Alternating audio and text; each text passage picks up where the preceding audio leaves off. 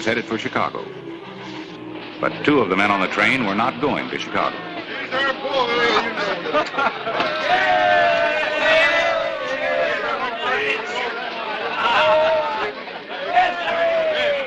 we are, to the next president of the United States, Grover Cleveland! Now, wait a minute. You boys don't look happy. Why ain't you happy going to Chicago to nominate that great American Grover Cleveland? Say, you ain't blaming, are you? Why, we'd throw blaming right off of this train. Now, look here, I don't want any trouble. I'm Bledsoe, deputy marshal from San Antonio.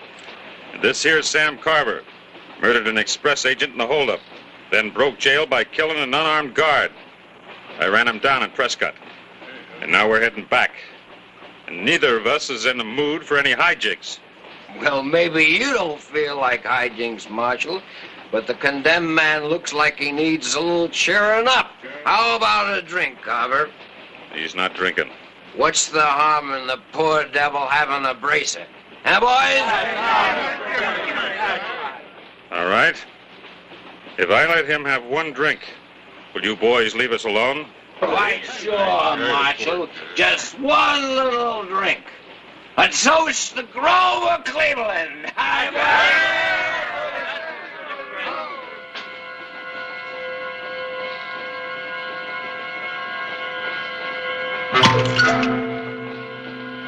Stand in your tracks. This man that moves, I'll kill him.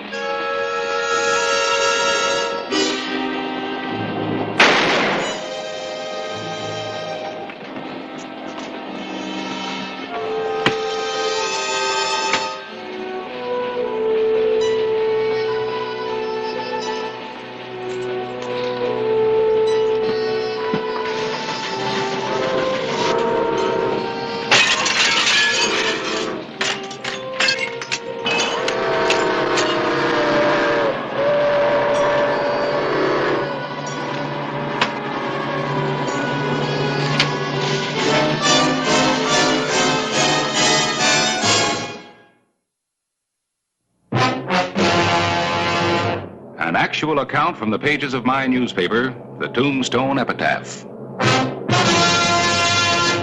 This is the way it happened, in the town too tough to die. Tombstone Territory.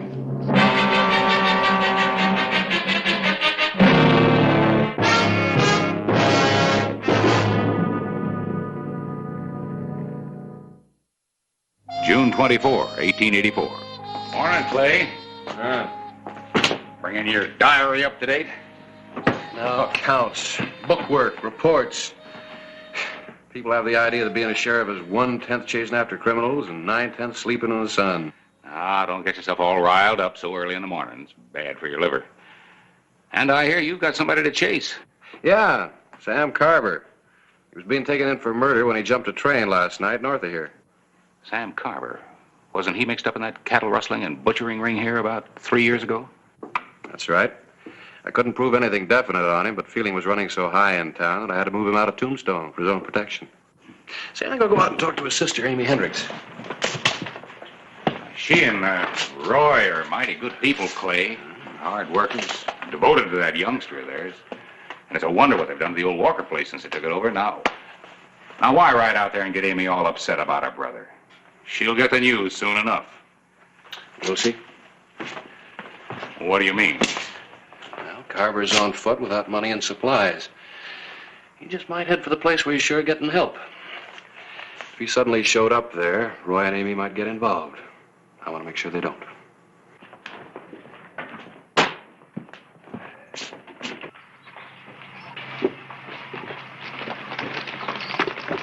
Roy and Amy Hendricks aren't the kind to aid and abet a murderer, even if he is a relative. Well, maybe not, but the report said Carver was armed. He may not have a choice.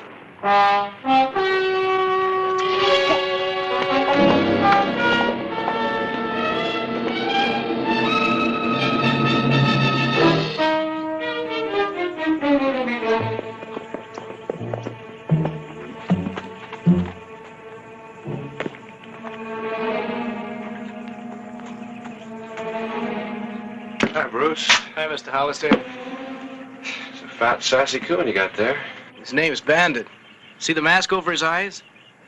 Yeah. Say, your folks home? Well, Pop ain't, but my mom is. Bruce, it's almost lunchtime. Well, hello, Clay. What brings you out to see us? Well, You'd better go wash up, Bruce. Yeah, sure. See you later, Mr. Hollister.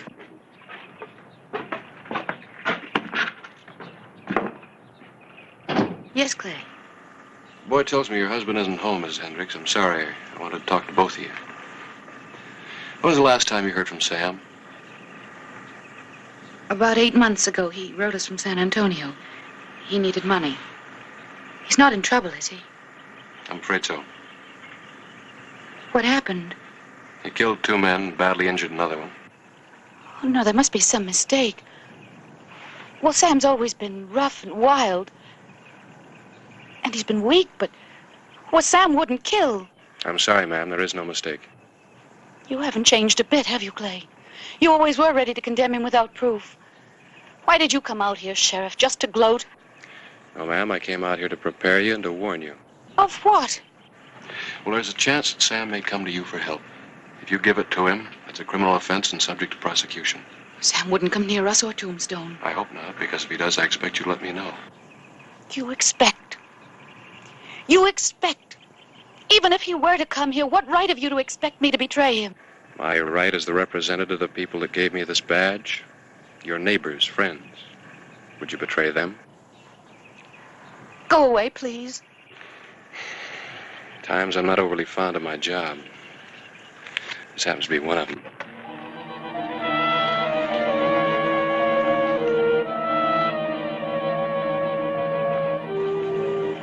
Sheriff?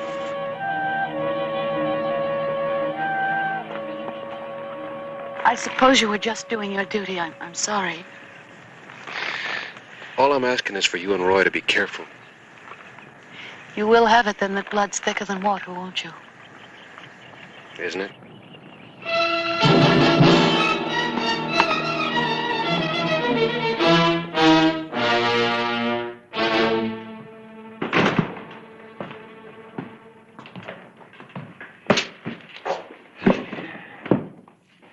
Well, the majesty of the law seems a little crestfallen.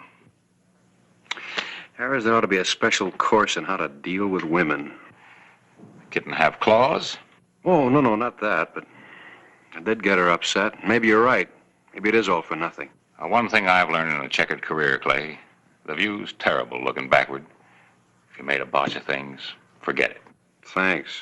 And as for women, you could study them for the rest of your life and wind up an ignoramus on the subject. As Alexander Pope said, woman's at best, a contradiction still. Mr. Clyburn, you're a great comfort to me. Not me. Alexander Pope.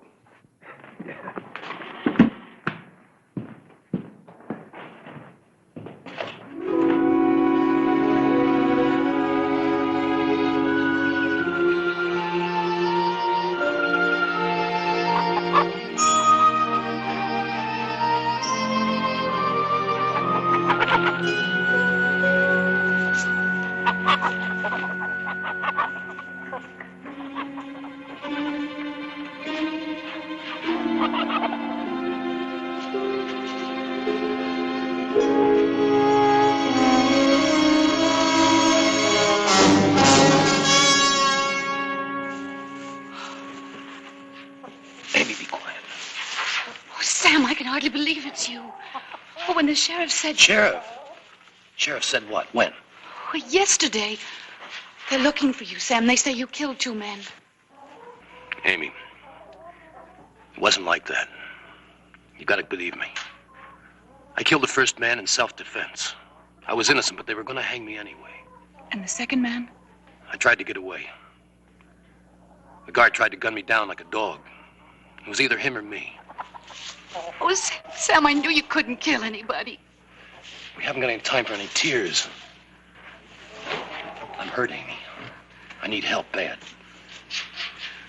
Oh, your leg. What have you done to it? The iron cut it when I jumped off the train. I hobbled for miles. The leg swole up. Then an old Mexican in a wagon picked me up.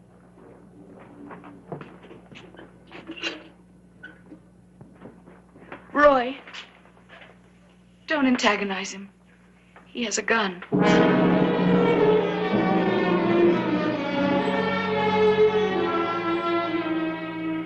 Let's see that leg.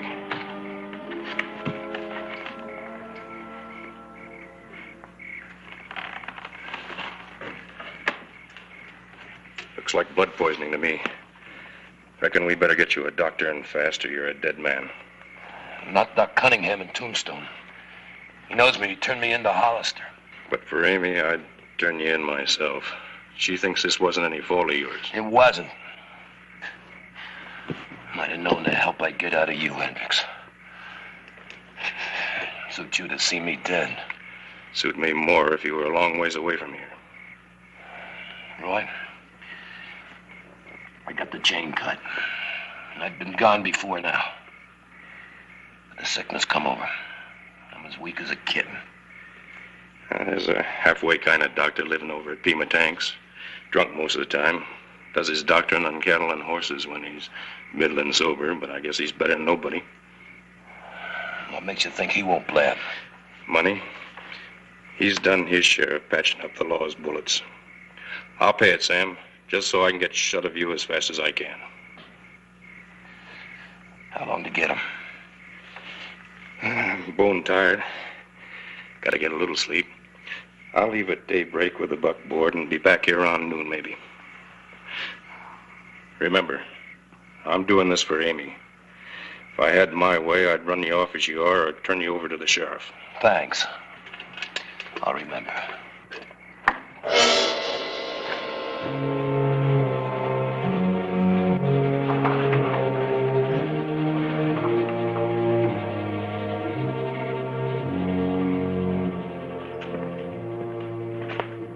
Hello, Harris. Morning. I was passing the telegraph office, and this just came through for you. Oh, thank you. It's a follow-up on the Carver case. Bledsoe, the deputy marshal, had a concussion, but he'll be all right. Oh, well, now I don't have to open it. What do you mean? Oh, you told me what it said. Well, naturally glanced at it as I brought it over. My newspaper instinct. Naturally. Hey, this description of Carver's interesting. Description? You know what he looks like.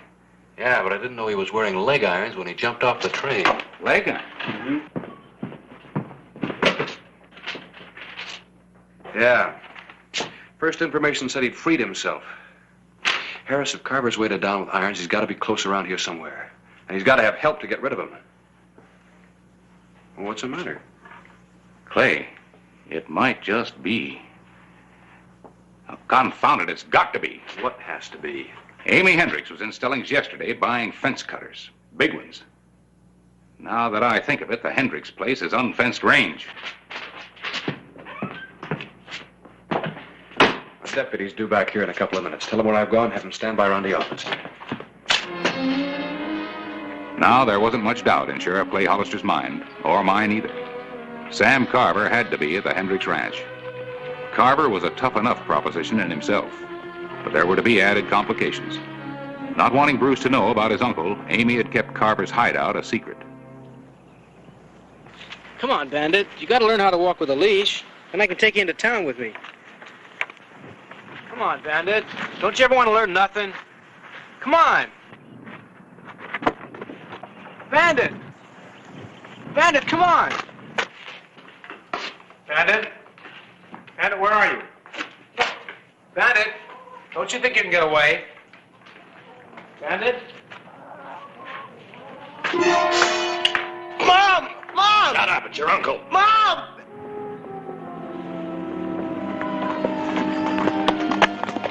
Please, let me go! Mom! Mom! Please help me, Mom! Sheriff! Mom! Please, Mom! Sheriff, he's got bruised.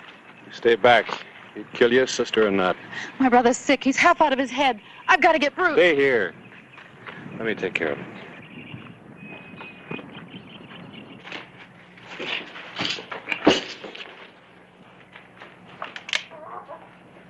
Hello, Sam. Let's you and I talk this over. No use to talk, Sheriff. You know I'm holding all the cards. Make your fight a man's fight. Let the boy go. You want him to stay healthy? Take off your gun belt. All right, Sam. Just don't hurt that boy.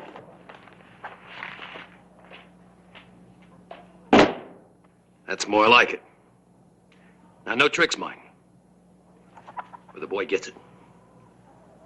Amy! Come in here!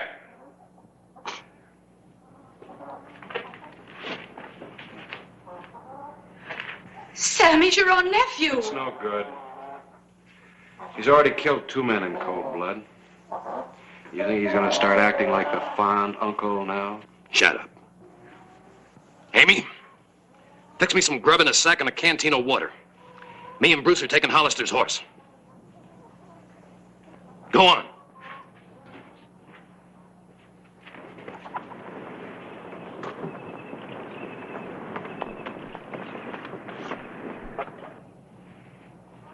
You can't ride very far. If that leg doesn't get you, I will. Not with this little insurance policy on the saddle in front of me. If the law comes within gun range of me, the brat dies. Now go on outside.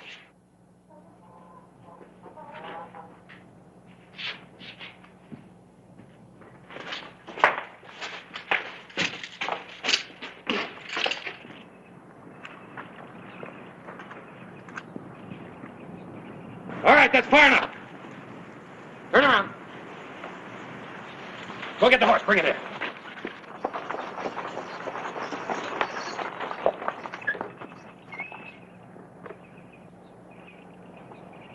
Come on, kid. Bring me that horse. Bring me that horse or I'll kill you. Don't do it, Roy. You haven't got a chance. Sam?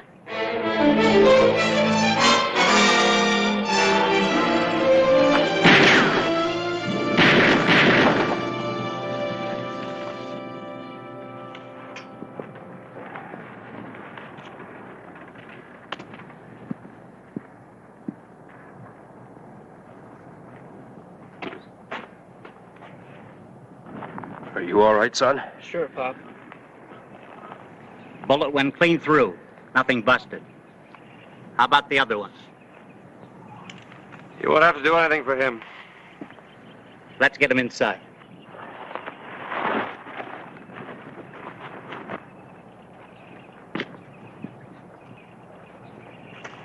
I'm sorry, Clay. It was my fault. I believed him. It is thicker, isn't it? But it spills just as easy.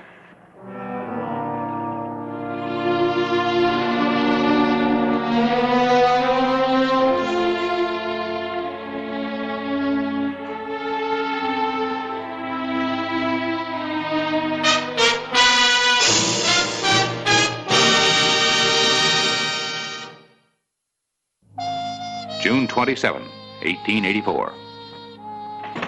Buy some breakfast? Oh, no, thanks. I've had mine. Wait a minute. This might interest you.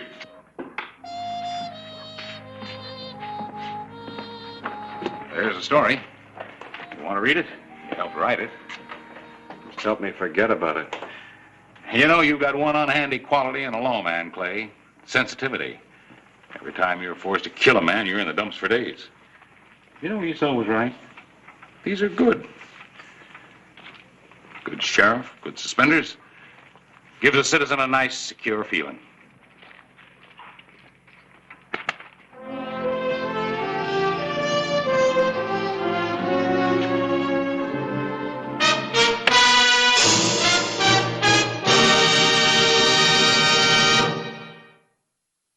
Whistle me up a memory, whistle me back where I wanna be, whistle a tune that'll carry me to Tombstone Territory. If your past has run afoul of the law, it's a handy place to be. 'Cause your future's just as good as your draw in Tombstone Territory. Whistle me up a memory to Tombstone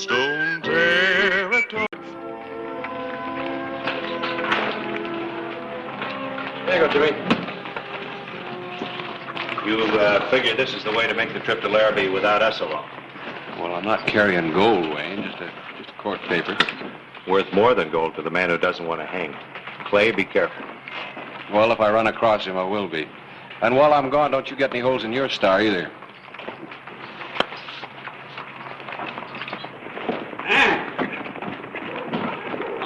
Here, man. As your father, I got my rights. Stepfather.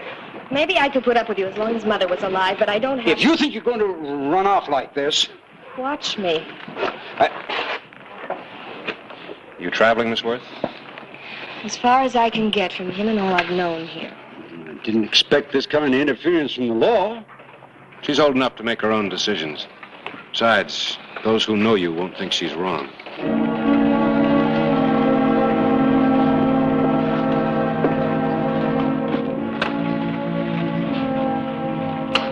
All right, Smokey, line them up.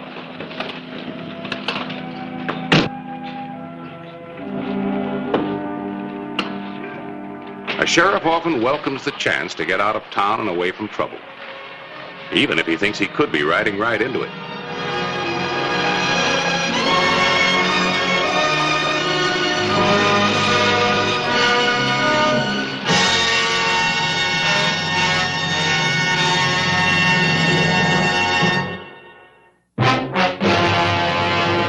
An actual account from the pages of my newspaper, the Tombstone Epitaph.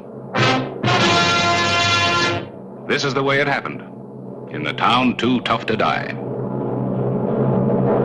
Tombstone Territory.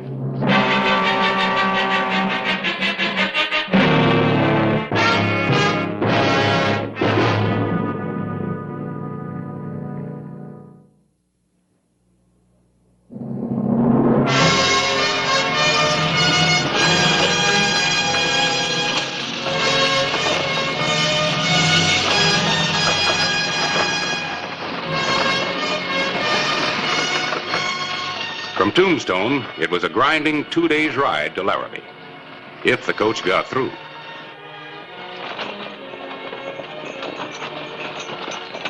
Would you say this is a dangerous run to Larrabee, Sheriff? I never like to make predictions, but the stage is just full of bullet holes, Mr. Willis, isn't it? You don't seem very concerned. Well, we're safe enough as far as Dry Creek Station, the other side. So I heard. I was hoping that was only a rumor. Not entirely. We pick up a couple of guards at Dry Creek, though. Oh, Miss Worth, if you'd like to take a nap, I'm sure Mr. Clark wouldn't mind moving over. Forget about me. Leave me be. You're in a fine mood. Look, when I want your opinion... A few weeks in one of those dance halls and you won't recognize yourself. I can see that's what you want. You make up your mind mighty fast, Mr. Clark. Maybe too fast? I'd like to agree with the sheriff. The importance of parental guidance. Look, will everybody please talk about something else? Should have left her back in Tombstone. That old man of hers is probably right. What are you, a gunfighter or just learning how? I've learned well enough to... Why don't you leave the lady alone, Clark? We've got a long way to go. I agree with the sheriff. Let's be pleasant with one another. It's a long 2-day ride in this coach, and safe all the way, I hope.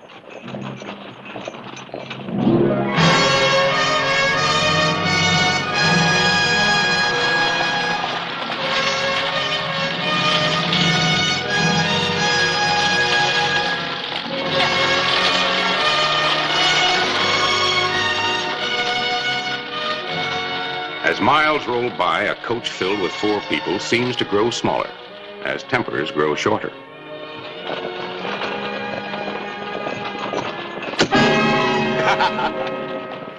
All right, Clark. Well, what was that all about? I warned you about him, Sheriff. I just wanted to see how it was with the great Clay Hollister of Tombstone. I don't figure it'd be such a tough job after all. Clark, what's got into you? It's like sitting down next to a rattlesnake. Oh, it's not that bad, Miss Worth. He's just a boy with a lot of curiosity. Boy!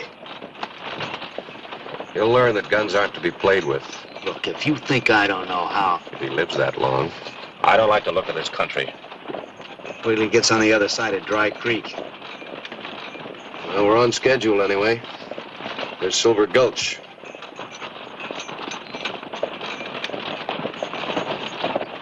Sounds like money. Somebody strike it rich at Silver Gulch. You've got to have a sort of special sense of humor for a lot of things around here.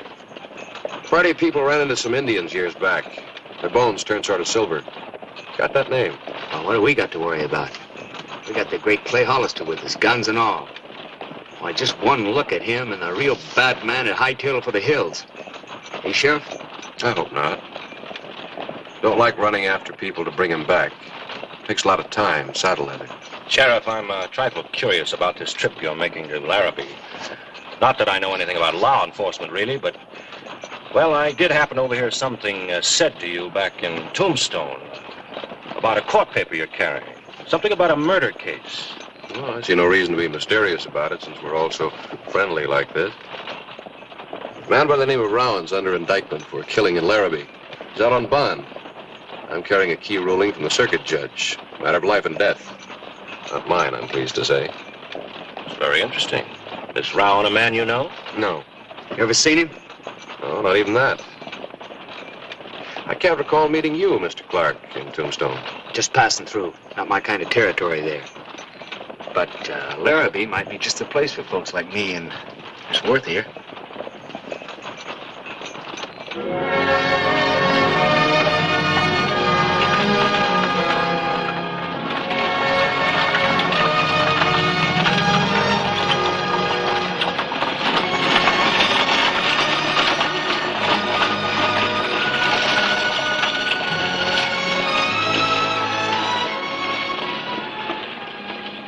On an overland trip, passengers get to know each other real well, whether they want to or not. A girl like you run away from home and all shouldn't be crying. Whatever gave you that idea? So you're not crying. You sure don't seem to be very happy about getting out of Tombstone. I think you're so darn smart. Well, if there's anything I said... You think you could bother me, somebody like you? I guess not. Anyhow, I just want you to know what I said. Well, I'm sorry. Mr. Clark, if I were you, I wouldn't annoy Miss Worth. What are you talking about? It's obvious she doesn't care to talk to you. Stow it. Stow it. Oh, I don't think he meant... Another little family quarrel? When I thought we were settling down. Mr. Clark had impressed me in his own way, of course, of being a really tough sort of man. Now I see he has a gentler side. Ah, stow it. I was just fooling around a little to pass the time. Well, what are you staring at, lawman? I might as well tell you I don't think I can stay cooped up in here with that high-toned big man look of yours all the way to Larrabee. Now, Mr. Clark, I didn't mean to start all this.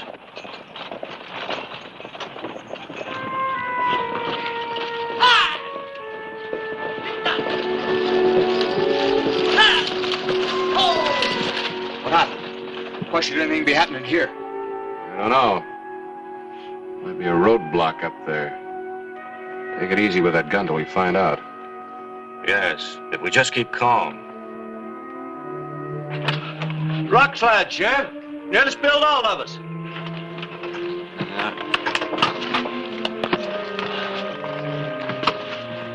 You might as well stay inside, Miss Worth. There's not much you can do out here.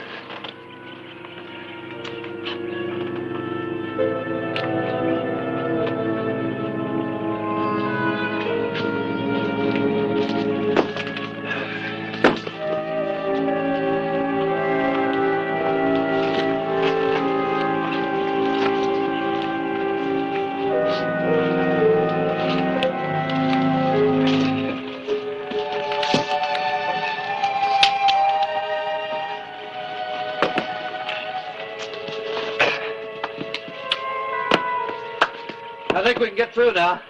All right, Smokey.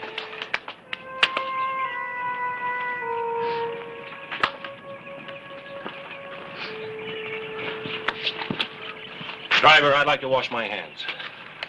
I think we can spare a little water.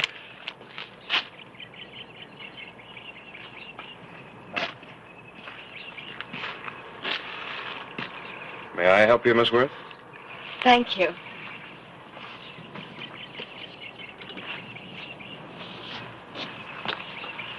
The little exercise feels good. Not my kind.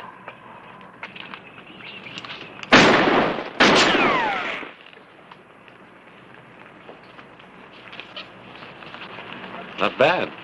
What do you mean, not bad? Well, if that stump had been a man who knew his business, you'd have had a bullet in you just about the time you made your first move. That wasn't my best. No. Now, you're working under a handicap. I don't figure you've killed your first man or done anything really wrong yet. Maybe. When I get me a real big man. Come on, Sheriff. We've lost enough time.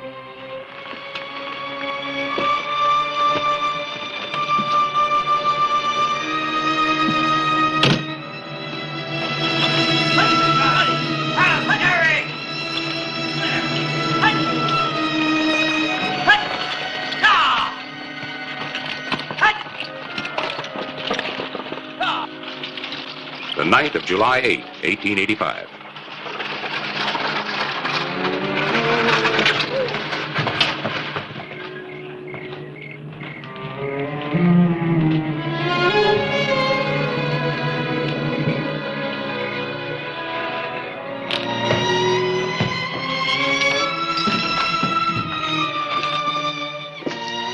This is the ladies.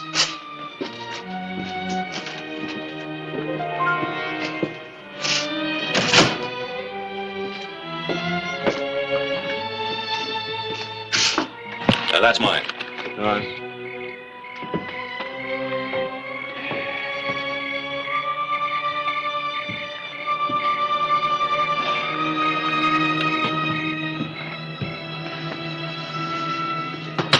Drink of your finest whiskey.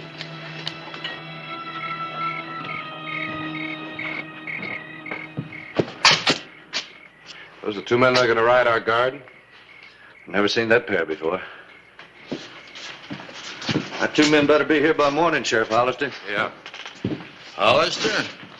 Not Sheriff Clay Hollister, the big man from Tombstone. Hey, couldn't be.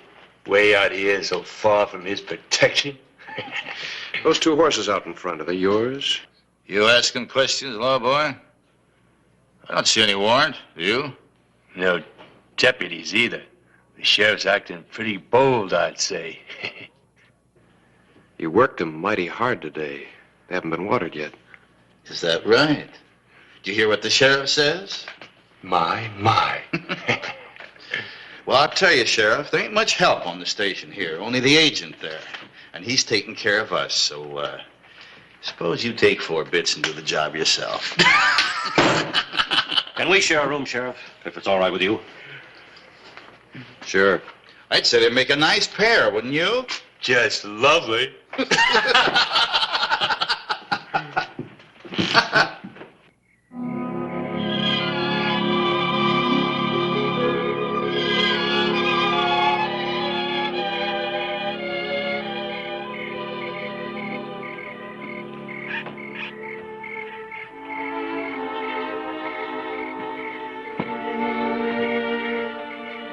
You see any answers up there?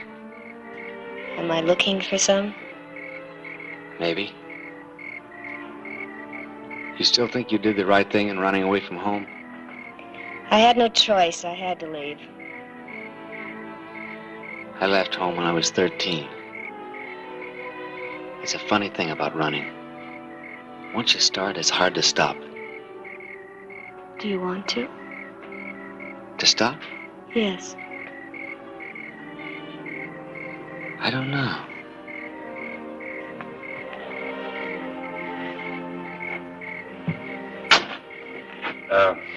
Dinner's ready. If you're hungry.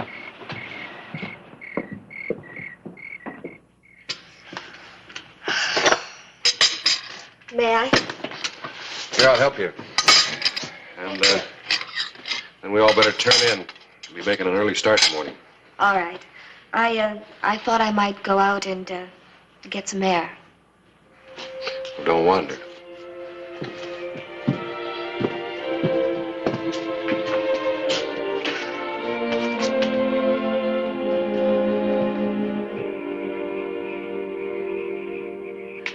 You still haven't watered your horses. Horses? I thought you were going to take care of that, Sheriff. Oh, take care of these while you're at it, will you? Nice and neat. Well, Sheriff's a fine little housewife, I'd say.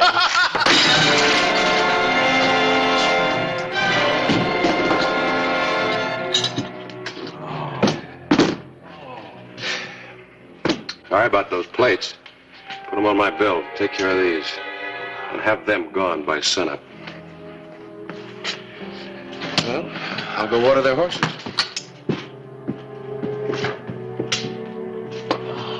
You fools. The morning of July 9, 1885. A day's ride from Tombstone. A day's ride to Larrabee lay ahead. Guards didn't get here. Bushwhacked, you figure? Maybe. Can't wait now. Too bad. We might need them guards. Think so? I got a bad feeling this morning. We've had some mean holdups on this run. No witnesses.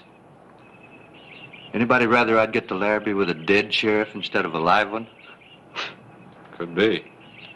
You want to lay over here?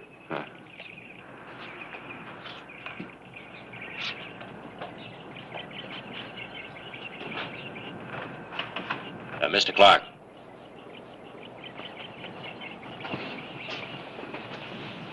Allow me to remind you of a couple of things before we head on for Larrabee. Hurry up, folks. We haven't got all day. All right, go ahead.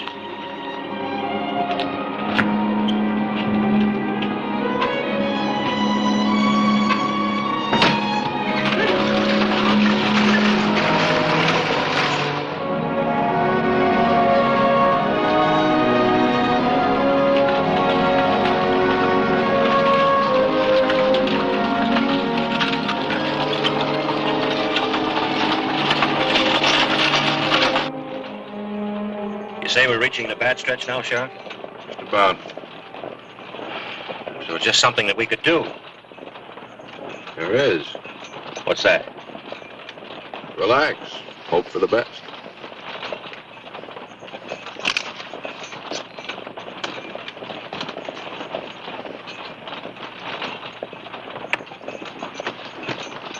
Jim,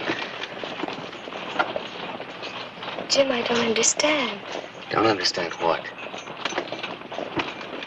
The way you were with me last night, I thought... That was last night. You can change this way? Ann, forget it. Forget it. Is that all you can say? That's all I can say.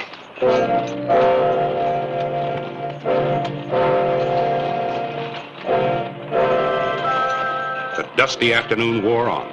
A rambling stage, edgy nerves. 3 hours from Larrabee.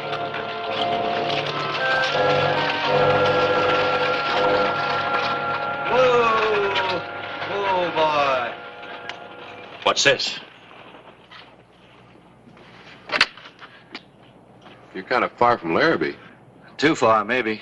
What's that supposed to mean? I don't like the look of things. Well, you must have been over this run 100 times. But not with the feeling I got today. And no guards. What is this, superstition? Not altogether. Just seen some riders making the Rock Canyon cutoff. Maybe all right. Maybe. So, other men travel this country? You sure surprised me, Mr. Willis. Why so? Calmer all the time. Look, Mr. Willis, maybe we better... You, the gunfighter? It's up to you, folks. We can turn back now or see what happens if we barrel on through. Well, my business in Larrabee won't wait. I'm meeting these mining people. Miss Worth? It can't make any difference to me now. You, Mr. Clark? Run out the string. Don't matter to me. Well, there's your vote, Larrabee.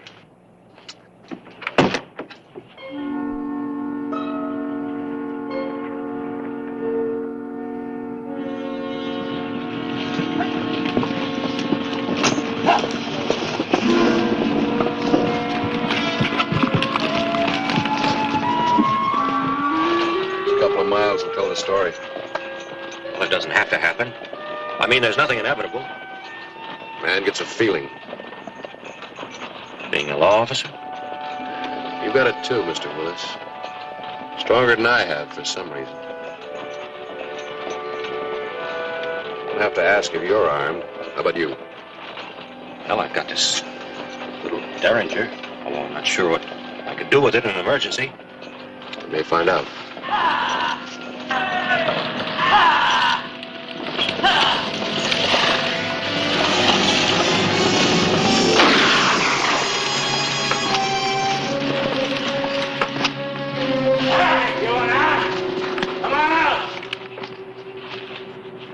Keep those hands high. Stay here. No matter what happens, stay right here. Drop those guns.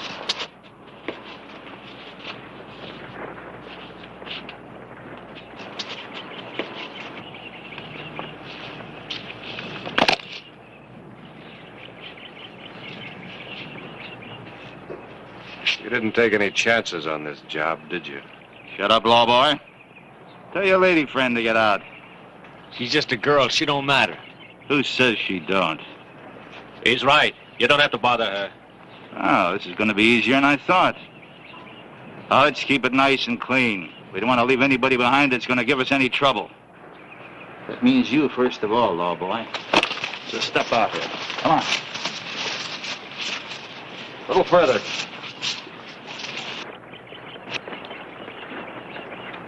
I got you two covered. Hold everything right there.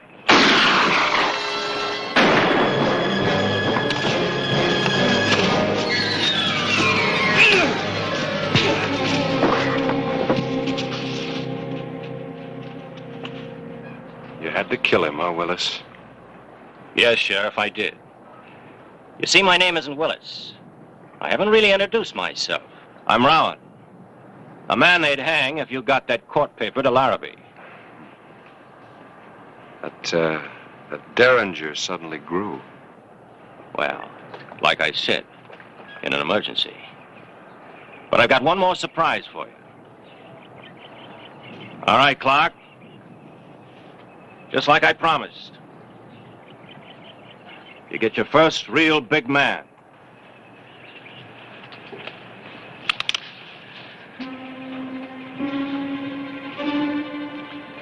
He ain't armed.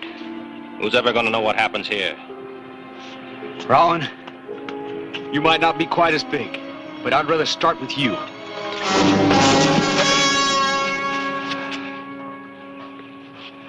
Stay just like you are, boy. Not quite sure of yourself. Stay away from killing your first man. You'll turn out just fine. Matter of fact, why don't you two just kind of stay together? Might make it easier for both of you.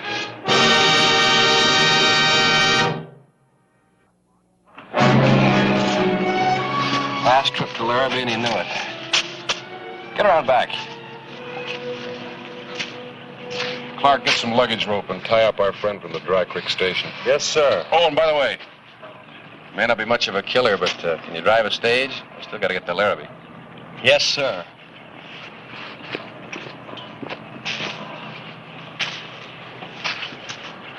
Got a surprise for you, Rowan. The decision of the circuit judge. Evidence against Rowan not sufficient for indictment. Now, of course, you've written your own death warrant.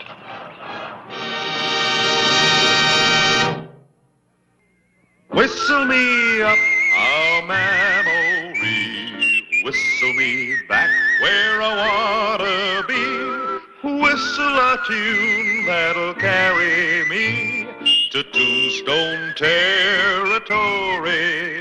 If your past has run afoul afoul of the law, it's a handy place to be. 'Cause your future's just as good as your draw in Tombstone Territory. Whistle me up a memory, whistle me back where I wanna be, to Tombstone Territory. How did it start? Oddly enough, with a wedding.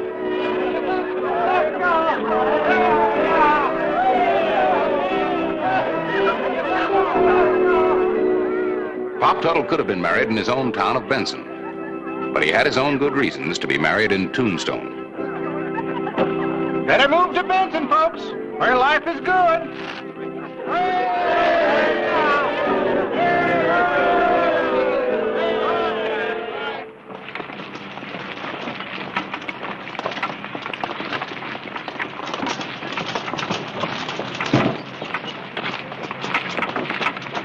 He's got a lot of drive, old Pop. Yeah, he's a real live one. He's got more nerve than either one of us. Well, he got married, didn't he? He's twice her age. Ooh. Hello, Mansfield. No hard feelings. Get out of Tombstone, Tuttle, and stay out. You're going to lose the county seat, too, Mansfield.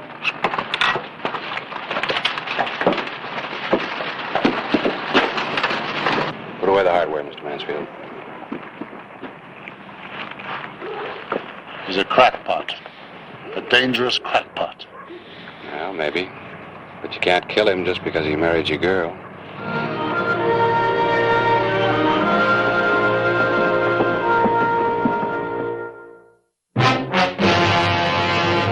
An actual account from the pages of my newspaper, the Tombstone Epitaph. This is the way it happened, in the town too tough to die. Tombstone Territory.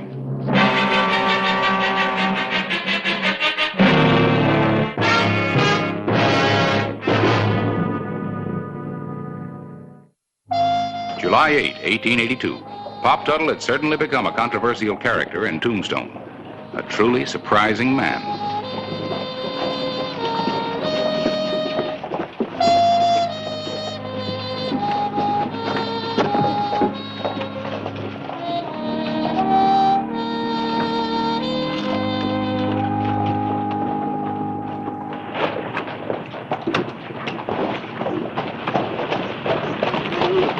Tuttle.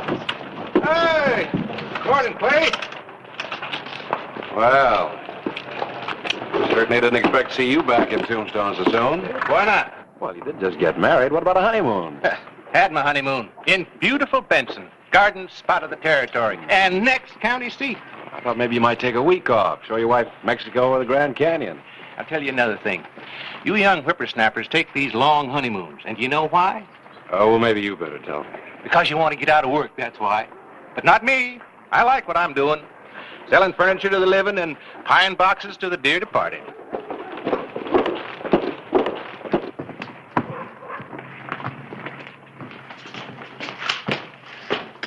Well, hello, Pop. Howdy, Harris. Congratulations. I hope you'll be very happy. Thank you. I can't help but be with Grace. She's a hummer. Bright-eyed, bushy-tailed, and young. No more worn-out females for me. My other wives just couldn't stand the gaff. Here's that ad I want you to run. For your furniture store and funeral parlor? Nope, they'll take care of themselves once I get the county seat away from you fellas here in Tombstone. I'm not so sure I should print this ad, Pop. Merchants in Tombstone aren't going to like it. Well, I'm not sure you can refuse. That is, if you want to stay an honest editor. You are one, aren't you?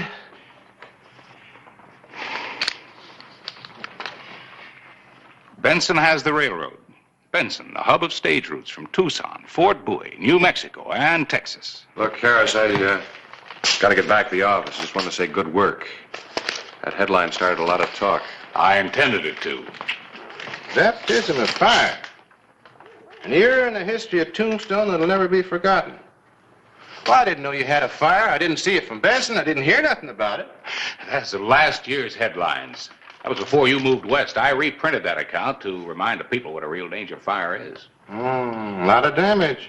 Yeah, almost wiped out the town. Thanks to our inadequate fire equipment. The Red Terror of Tombstone raged unchecked when our valiant firemen ran out of water. Is that all the water you got in this town? A 7-inch line from the Huachuca Mountains? Yeah, well, of course we have the reservoir, the storage tank up above town, but that isn't nearly enough to... Now look, Pop. Here, I'm going to change my ad. I'm inviting everybody who's afraid of fire to move to Benson. Why, we got more water than we know what to do with.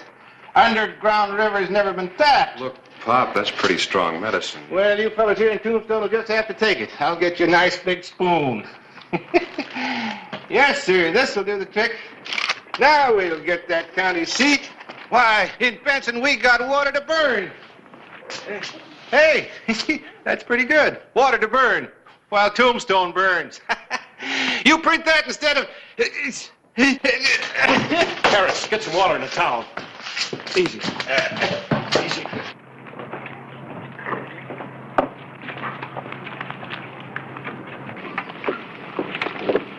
Grace. You weren't at my wedding, Howard. I warned you not to. Why? He asked me to marry him. Took me away from that. Gave me a name. A name? You know I always wanted a name, Howard. But you were more interested in having your name on Tombstone. Well, it just might make you rich. You made a big mistake. No. I know what I'm doing, Howard. In Benson, I'm Mrs. R.C. Tuttle. I belong to a club. You? What kind of a club? I don't know yet. I've been invited to meet the town women in a home, not a whiskey-soaked saloon. You won't be happy. Good day, Mr. Mansfield. Grace is coming. We better help her get him to a doctor. No, Grace can't know about this. Well, now, wait a minute, Now, Pop. boys, you gotta promise me. Not a word about this to anybody. Not about me falling or stumbling or nothing. Look, Pop, it's all well and good to be proud, but... I'll be with you in a minute, my dear. Boys, you gotta promise me, especially Grace. She can't know. All right. If you'll promise that you'll see a doctor. Of course I'll see a doctor. In Benson. They got better doctors there.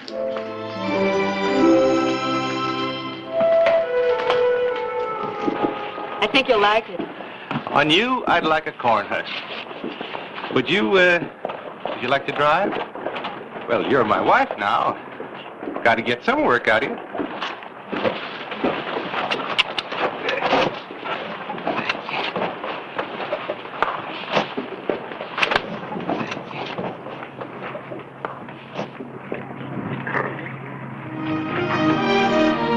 The morning of July 9, 1882.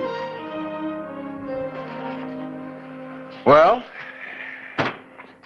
you think we can talk the city council into voting the money? We have to. We need that pumper. It looks kind of like a steam engine. It's almost what it is. It's a steam pump. Steam from the boiler operates a pump. That thing will throw a big stream of water clear over a two-story building. Sure ought to do the job until we run out of water. I thought you'd be here, Clyburn, since you weren't at the epitaph where you published this filth. What are you, a Benedict Arnold? Not just a minute. Now, wait a minute. What's this all about? You know what it's about. Bringing this trash for Tuttle. Telling people to move to Benson because Tombstone's a fire trap. He's a crackpot. All right, you, Sheriff. Yes, Mr. Mansfield? What do you plan to do about this nuisance, Tuttle? Well, I might try to get him a medal. A medal? Yes, you see, I think it's a good idea for Tombstone to feel that it might lose the county seat. What kind of nonsense is this? Well, now, maybe you'll do something about your town. Back us up. Clay and I are going before the council to ask for $10,000 worth of new firefighting equipment. $10,000? That's ridiculous. We'd have to pay for it in taxes. That's right. Well, I'm going to fight you and get everybody I know to fight you. What we've got's good enough. You take a chance on being burned out again for a few tax dollars? 10,000 isn't a few dollars. And if I get burned out, I've got insurance. Yes, I know that. You're well covered, Mr. Mansfield. But most of the rest of the merchants out there with their board and batten shops haven't got a dime's worth of insurance. Well, that's up to them. Most of them can't afford it. After last year's fire, insurance comes pretty high in Tombstone. I think that's pretty cheap protection.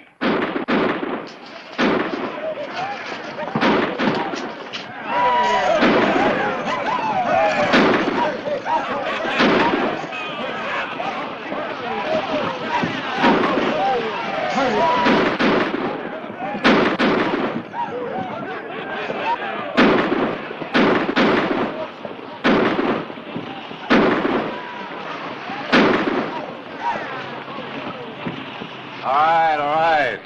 Enough. We may not have much water. We got a dandy jail. I'm sorry, Sheriff.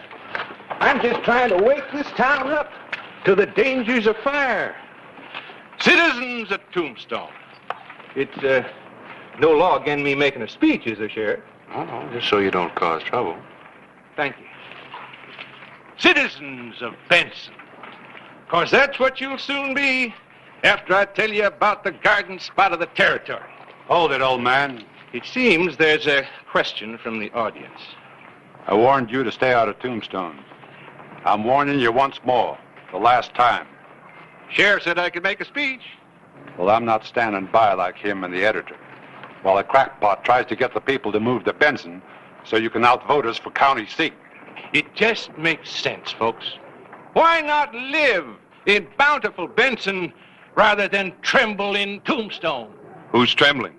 All of you ought to be. What happens during a fire when you run out of water? It's only a matter of time until Tombstone burns again, like it did last year. Maybe worse. I think he's going too far. Could be. Why live in fear? Benson welcomes you. The new county seat. You'd like to see Tombstone burn, wouldn't you, old man? Well, if it did, I couldn't help it. Now, could I? Nobody could. And you might just start it burning to get the county seat in Benson.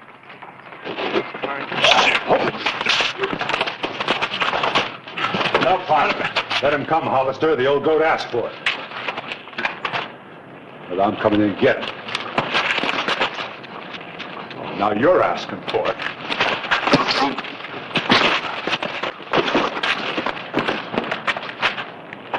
I wouldn't.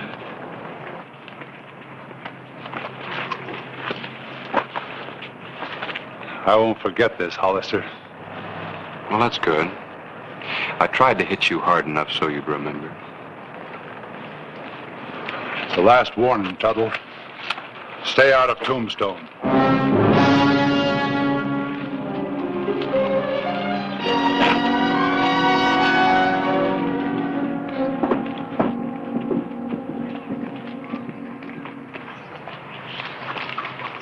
You better get out of town, fella. Well, I guess we are a little bit outnumbered now.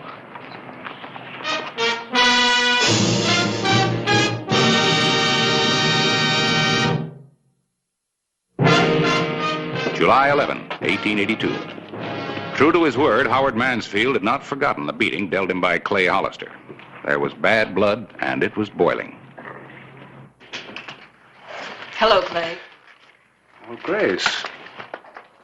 I just drove in from Benson. Mr. Tuttle doesn't know. Things look bad. Yeah, they look bad here, too. The people are really up in arms about the way Tombstone treated Mr. Tuttle. They might do anything. Such as? Some of them have been drinking, you understand. Yeah, some of them been drinking here, too. They want to march on Tombstone. And? There's even talk of setting fire to the town. That's great. That's all I need. A civil war, killings, a fire, and all because of Mr. Tuttle and Mr. Mansfield. I tried to calm Mr. Tuttle down, but he's a proud man. He said he's going to continue with his campaign and come back to Tombstone. He said the devil with Howard Mansfield. Yeah. Well, I'm going to stop him. Look, Grace, I can't talk to Mr. Mansfield. He won't listen to me. Maybe you can. No. No, Clay, not that.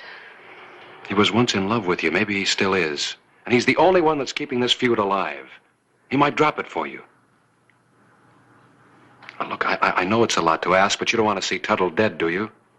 And if they get liquored up and fire this town, Well, just last year, 66 shops were wiped out. $175,000 worth of property damage.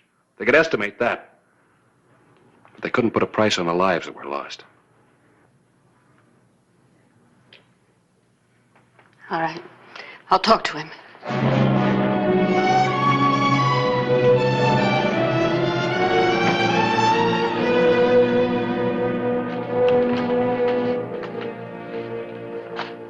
Yes, Mrs. Tuttle? Howard, I came to talk to you about Mr. Tuttle and the people in Benson. Yes, Mrs. Tuttle. They're angry, Howard. Dangerous. They may come to Tombstone, and there's talk of fire. Fire? You're his wife. Why did you come to warn me? Well, there are a lot of people to think about. You never used to think of other people. Only us.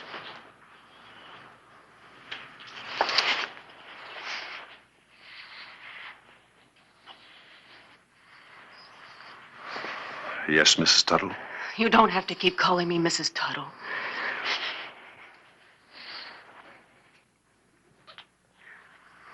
I'm not Mrs. Tuttle. Not really. Can't we leave, Howard? I made a mistake. I want what we had. Yes, we can leave as soon as I straighten out my affairs here. Oh, can't we leave now, fast, before I... Before you change your mind? I won't change my mind. But it'll be a lot easier for everyone if we leave fast.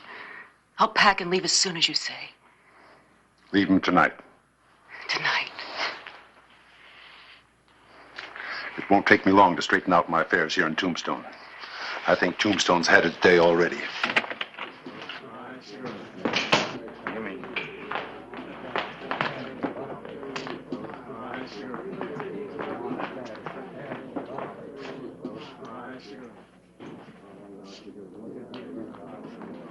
Lenny, Riggs.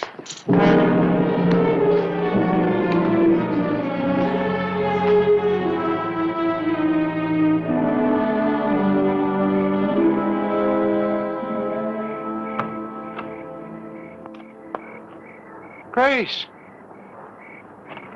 I'm leaving, Mr. Tuttle. I was coming by the store to tell you.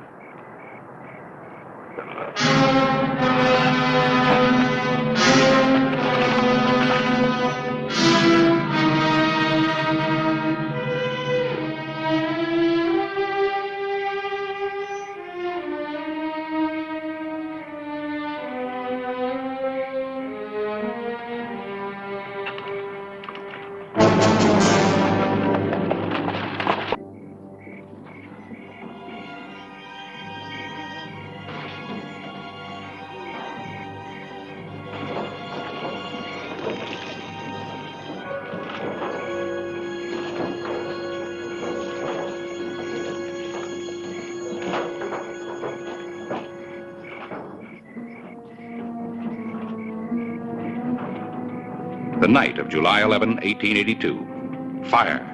The Red Terror had again struck Tombstone, this time with helping hands.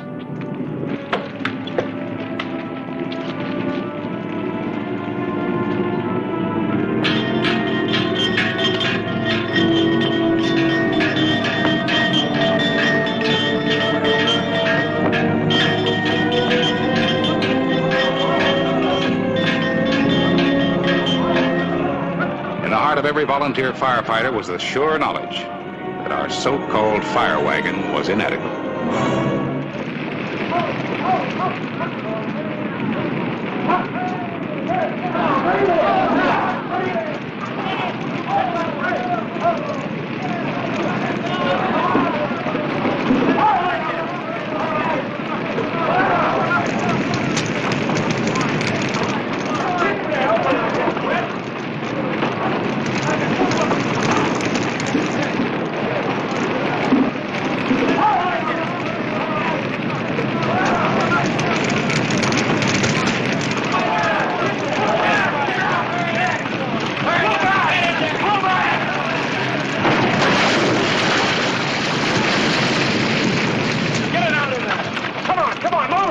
It's that tunnel.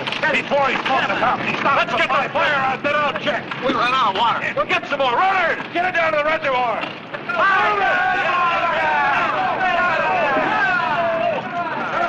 Get some more water.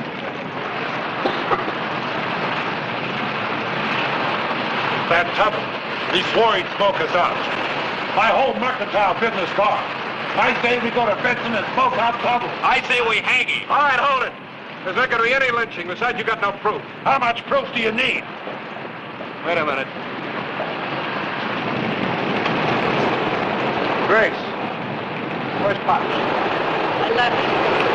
And that's why Tuttle sent his men from Benson to burn me out. I still say we ought to hang him. And I still say hold it.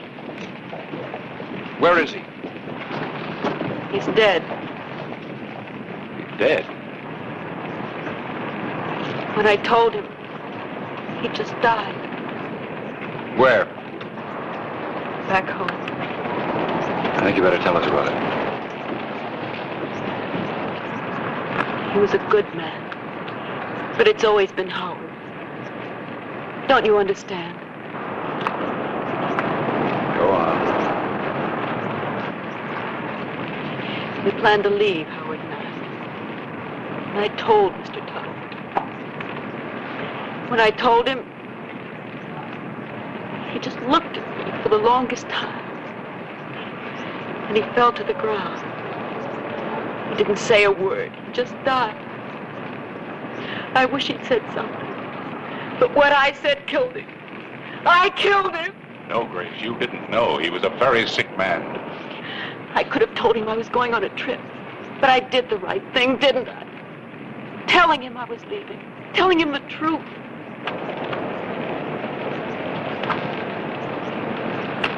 Call me when the water comes.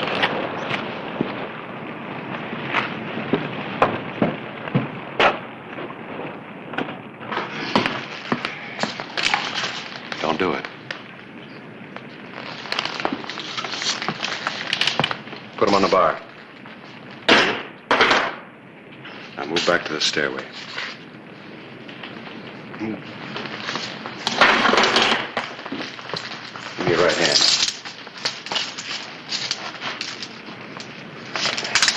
All right, stick yours through here. Hey. Don't leave town.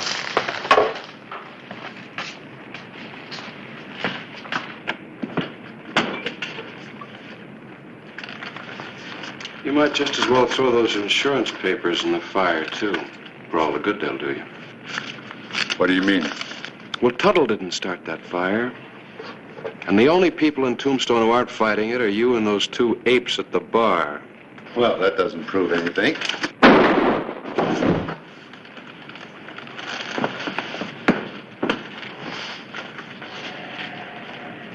You better pull the dock off the fire line. Yeah, we still got a fire to fight. Keep an eye on it.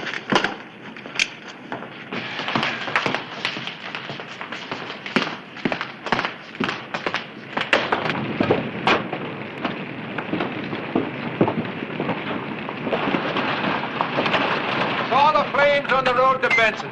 She's all loaded up with water. Well, Pop, we thought you would... Oh, nothing's gonna happen to me. Not while there's a good county seat war going on. Let's go fight that fire.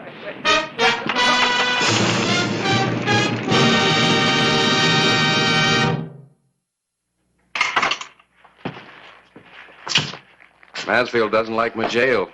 Guess he won't like Yuma prison either. Well, the boys have soaked the other buildings. If the wind doesn't blow up, the rest of Tombstone is safe. Well, I guess we better be getting back to Benson, Mrs. Tuttle. Are you sure you want me to after this? Everybody's entitled to one mistake. I made 3 before I married you. Of course, it's up to you to decide. Do you want me to drive, Mr. Tuttle? I wish you would. Oh, it's all right if I leave the water wagon on the street for a day or two just to advertise Benson? Yeah, thanks. And remember, gentlemen, when it comes to a vote, let your conscience be your guide.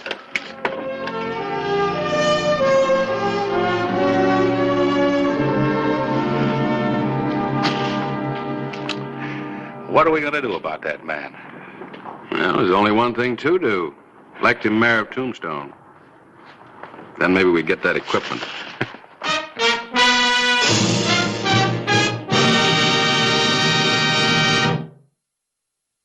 Whistle me up a memory. Whistle me back where I wanna be. Whistle a tune that'll carry me to Tombstone Territory. If your past has run afoul of the law, it's a handy place to be. 'Cause your future's just as good as your draw in Tombstone Territory. Whistle me up a memory. Whistle me back where I wanna be, to Tombstone Territory.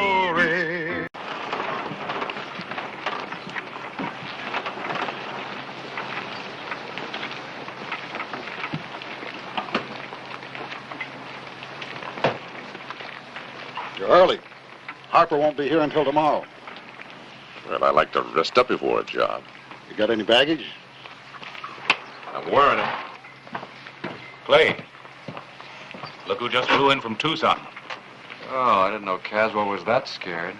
Maybe he's just being practical. Young Harper gets in town tomorrow. He's awful fast on the draw. So's Caswell. I've got horses at the livery stable. Caswell is 55, Harper is 24. If he were coming in town to kill me, I'd probably hire myself a gun, too. Might do better to see me first.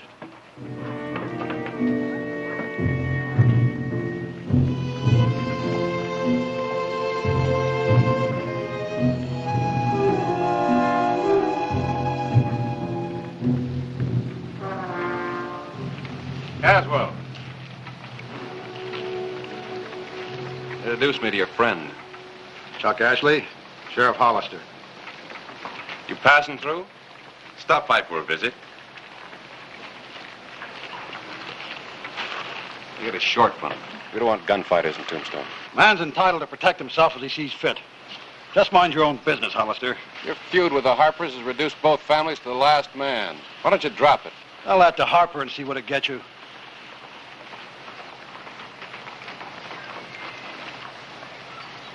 Ashley, one wrong move, no matter how slight, I'll slap you behind bars.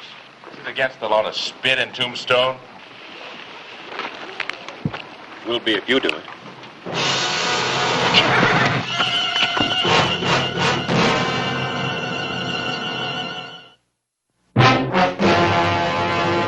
An actual account from the pages of my newspaper, the Tombstone Epitaph. This is the way it happened, in the town too tough to die.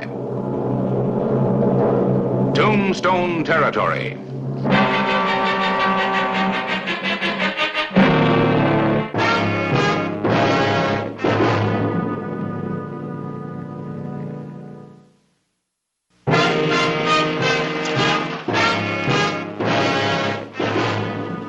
October 28, 1886.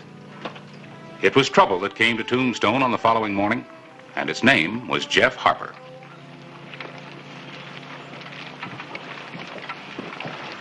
Hello, Jeff.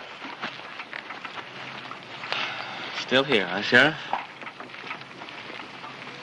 Not wearing guns, I see. That's right. Jail broke me of the habit. Sam Caswell will be happy to hear that. He thinks you've come back to make good your threat to kill him. What do you think?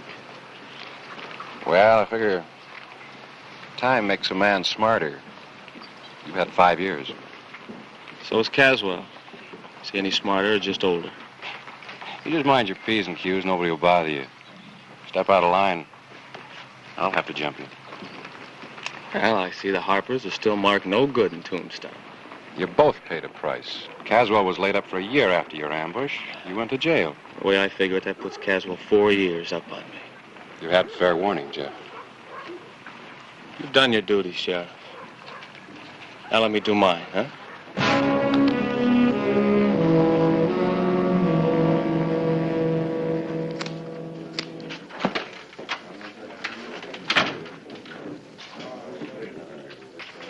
Sneak-a-loop, Rafe.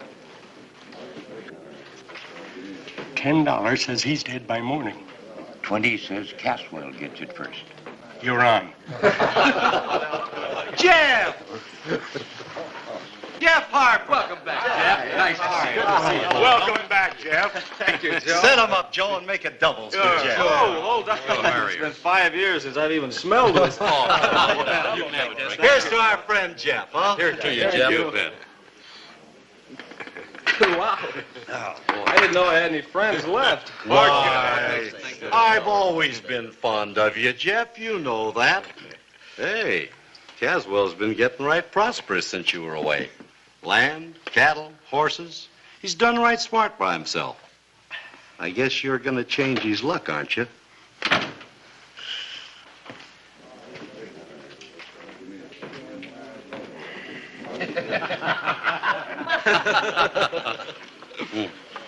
Look towards the door. His name's Ashley, a gunfighter from Dodge City. Caswell brought him into town yesterday. He don't give you half a chance, does he?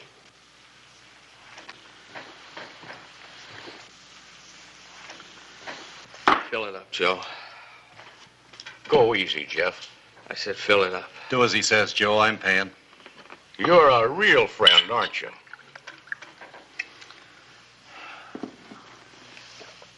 You know, things are really going to the dogs around here. I can remember when a man didn't hire a two-bit gunfighter to do his dirty work. You know, boys, I met a lot of two-bit gunfighters in jail. Tall ones, short ones, fat ones, skinny ones. All kinds. All kinds, and they all had one thing in common. There wasn't a man among them. Barton. Buy the loudmouth a drink. I buy my own. I said buy the loudmouth a drink.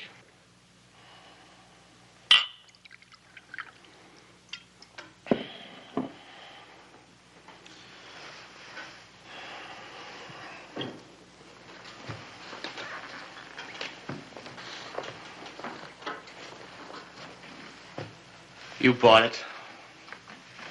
You drink it. Let's see how much of a man you are. Give him a gun, somebody. I'll take care of you when I get good and ready. I say you're ready right now. You give him a gun. Don't worry, Jeff. You can take him. Hold it. You build your reputation by killing men after they've been drinking? Easy, Sheriff. I've got no quarrel with you yet. Oh, is that a threat? Well, now, why should I threaten you? Star, no star. We're just alike. Hired guns, that's all we are. The whole thing's a mistake, Clay. Elmer bought Jeff a few drinks too many. Why blame me? I was only being friendly. Yeah. Hey, we all know you, Elmer. You're a man's best friend. All right, Jeff, let's go. You're just not happy unless you're pushing somebody around, are you? Boy, you sure make it easy for a man to dislike you. Now start moving.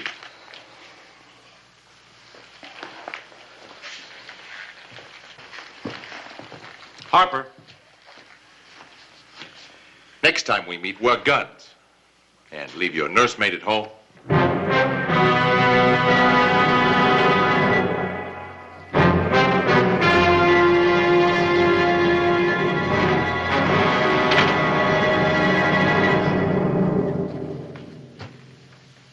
Any questions on who's a man and who isn't?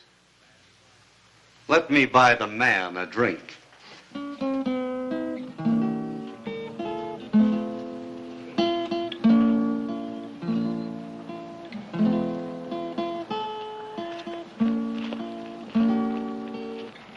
What'd you bring me here for? Want to show you something? I got a headache. Yeah? Maybe this will cure it. Some of your relatives, Jeff. Pete, Joe, Mike. Some of the Caswells. There's Lem and Bert, Dan, Eddie. This is a particularly interesting one. Terry Wayne, 1881. He wasn't either a Harper or a Caswell. Came out here from St. Louis with his wife and 2 kids to make his fortune. Had a job with the Caswells. 2 days later, he was killed in a Harper ambush. He didn't even know what he died for. Is that the tradition you've come back for? Don't you think I'm sick of this whole thing? I don't want to kill Caswell. I just came back to sell my land. I want to go to California, where nobody's ever heard of the Caswells or the Harpers. Everybody starts pushing me around. Even you. I can only act on what a man does and says. You still think I'm a killer? It's Caswell that needs reassuring. Oh, no. No, not as long as he's got Ashley. And the feud goes on and on. You can stop it. How? By telling Caswell just what you told me. You wouldn't believe me. Look, he's stubborn, but he's not stupid. You can get through to him if you really want to. Well, I'll give it a try.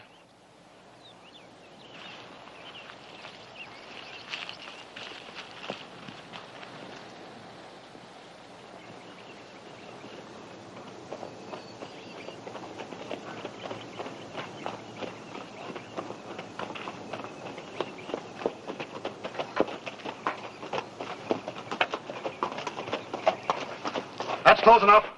Take it easy, Sam. You want to talk, not shoot. Put your gun away. Stay where you are. Speak your piece and then get off my property. Caswell, who told you I was coming back here to kill you? You did. 5 years ago. Everyone knows the Harpers always make good their threats. Did you ever figure that maybe everyone could be wrong? You're a Harper. You're a Caswell. What's that got in us? It'll get you some lead if you don't clear out. I wouldn't live in the same town with you. I just came back here to sell my land and get as far away from you as possible. I'm not stopping you. Yeah, but your gunfighter is. Ashley? What about him? Trying to force Jeff into a shootout. That wasn't in our agreement. I only hired him for protection. Protection from what? A man who hasn't touched a gun in 5 years? Or did you think they'd let me practice in jail? I never liked Ashley when I saw him. Well, that puts a different light on things, don't it? Better get rid of him before there's serious trouble, Sam. All right. Just the same, I'm wearing a gun from now on. And I'll keep on wearing it as long as you're in Tombstone. And don't worry about Ashley. I'll ride into town with you right now and handle him.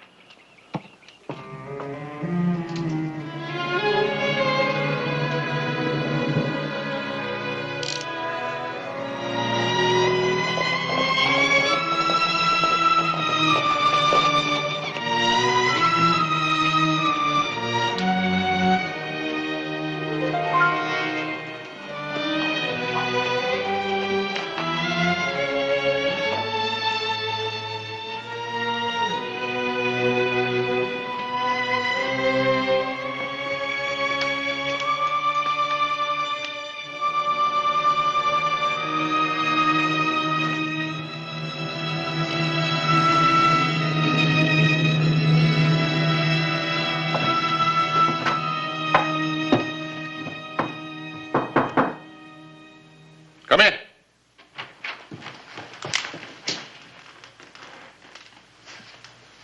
No offense, boys, just practicing. Man could get killed that way, huh? Yes, that's a fact, isn't it? Drink? Sheriff and I got things straightened out with Harper, so I won't be needing you anymore. Here's your fee. You can count it. You wouldn't cheat me. Just drop it on the bureau.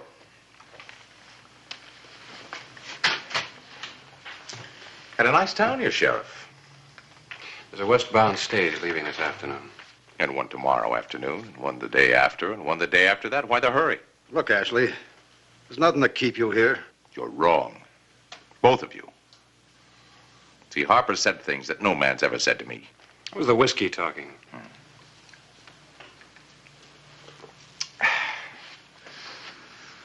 I don't see it that way. I don't see it that way at all. See, until I get things settled up with Harper, I'm not leaving Tombstone. Some people with that attitude have stayed here permanently, up on Boot Hill.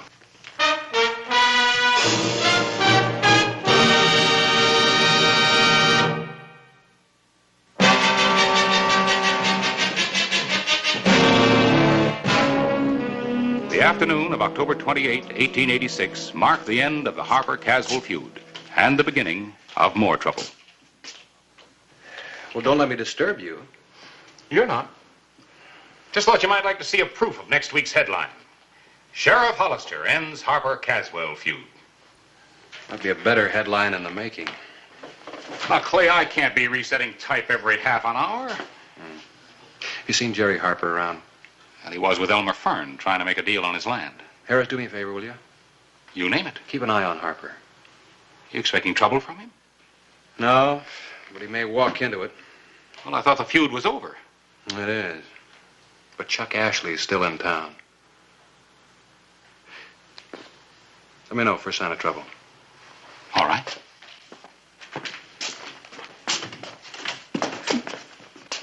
Hollister, Yeah? aren't you going to do anything about Ashley? He hasn't committed a crime yet. What are you going to do? Wait until he kills somebody? I'll take care of Ashley when I think it's the proper time. I'm telling you, the time is now. I'm getting real tired of you, Caswell. You make a mess and then you expect other people to clean it up for you. That's your job, Hollister. That's what you're paid for. Clay! I can recommend that gun highly. It's a veteran. Pick it up. $10 Harper refuses. $10 says he don't. What are you waiting for? Your nursemaid to come pick it up for you? I've heard it said that the Harpers are a fighting family. Are you sure your name is Harper? Leave it alone!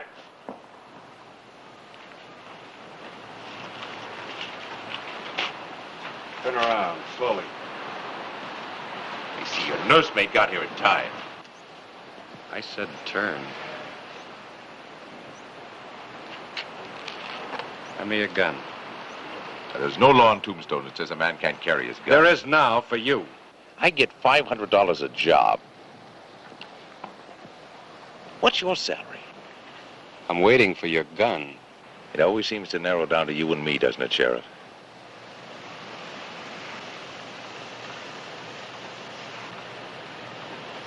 Tarper I want, not a substitute. Get it, Jeff. The other one. Your luck can't last. That westbound stage is due in half an hour. You're going to be on it. As my guest. I don't leave without my guns. You get him at the stage. That means that I've got 30 minutes to make my mind up, right?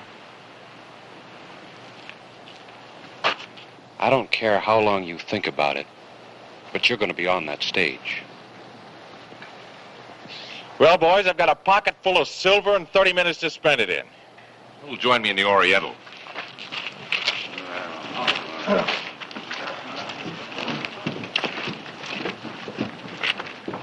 I was going to pick up that gun. I know. I saw you go for it. So did I, Jeff. Some people will say that I saw you coming, that it was just an empty gesture. It doesn't matter what they say. Yes, it does. It does to me. You've left me no choice, Sheriff. I'm going to have to prove them wrong.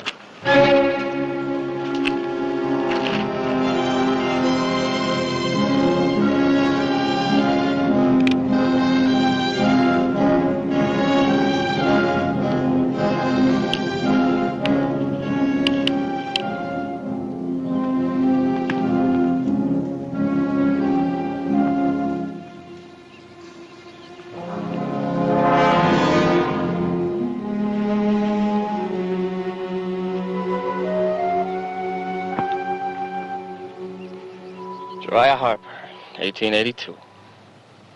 I watched him die, Sheriff. Uriah was a big man, a big laugh, a big capacity for life. He used to say, when you die, die well. He died well. He took on 3 Caswells all by A man can himself. die well and still die for the wrong things. Well, pride isn't one of them.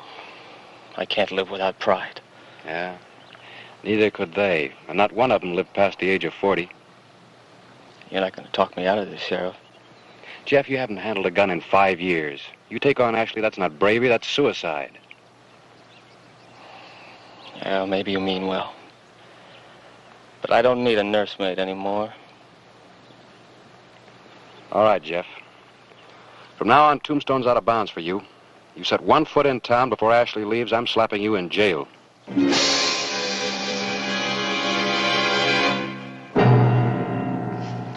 Believe me, Hollister, I didn't expect all this fuss. I was only trying to protect myself against Harper. I'm 55 years old, Hollister. Life becomes more precious to you as you get older.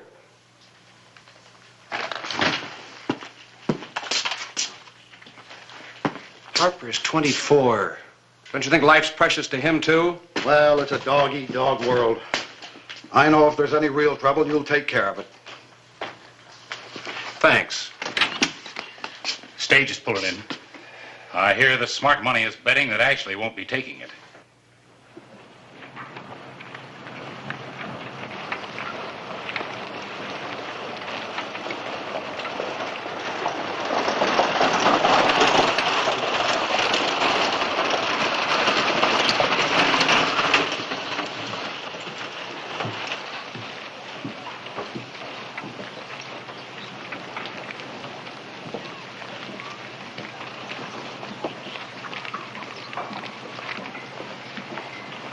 Well, boys, do I take the stage or don't I?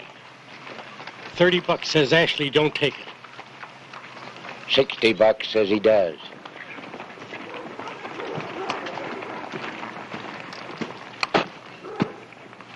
All ready? May I have my guns, please? Certainly.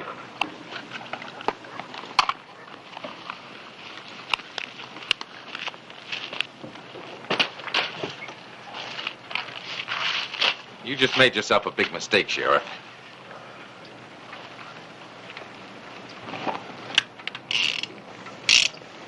Something wrong, Ashley? There were bullets in these guns when I gave them to you. Oh. Buy yourself a new supply in Tucson. Let's go. Step aside, Sheriff. I've got some unfinished business with Ashley. You're wasting your time, Jeff. There are no bullets in his guns. Get out of the way. I'm telling you the truth, Jeff. You're through telling me anything. Now step aside. Look, there's no point in challenging an unarmed man. Look, for the last time, I don't want to shoot you down, too.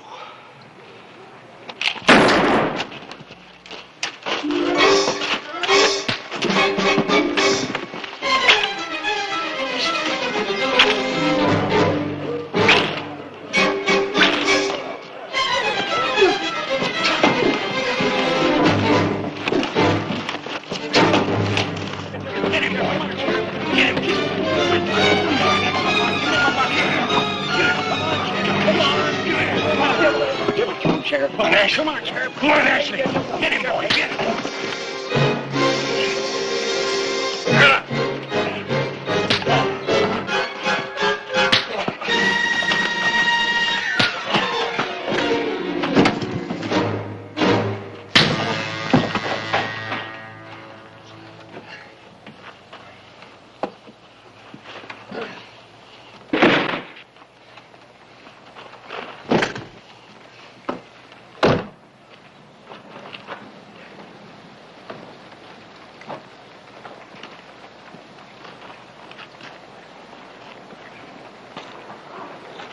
There you go, boy.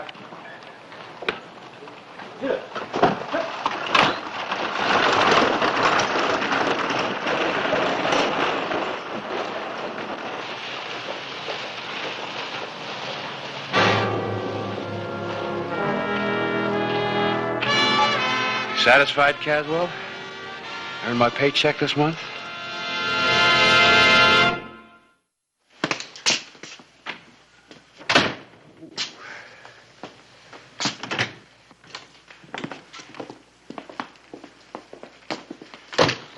That was pretty neat shooting, Sheriff. Well, I've had 5 years more practice than you have. You gonna need this in California? Yeah, I probably would. That's why I've decided to stay here. I guess it's better to bury feuds instead of men. Will you join us in a drink at the Oriental? No, thank you. That doesn't come under the heading of official business. Hollister, you're getting to be as hot-tempered as I am. I never saw you beat anybody the way you beat up Ashley. What came over you? Well, it's easy. Every time I hit Ashley, I thought about you. Guess I deserve that. Let's go down and get that drink and see if we can get to know each other. Well, Harris, what's your new headline for next week's Epitaph? It's 3 days till deadline. Knowing you, I think I'd better just wait and see.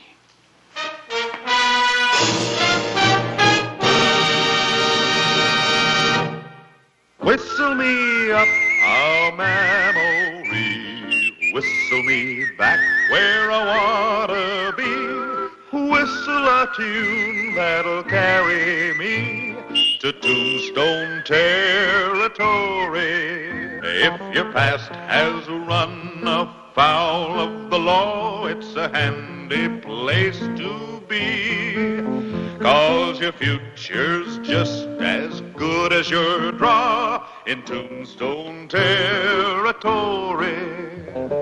Whistle me up a memory, whistle me back where I wanna be, to Tombstone Territory. 1885.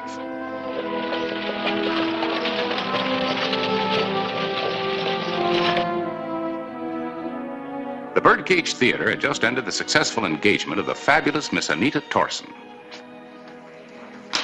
Well, help me. We have to catch that stage. Well, if you'd get rid of some of these silly costumes. Well, they're not so silly. This is the dress I was wearing in Virginia City when you came backstage and introduced yourself. Well, they're not too silly.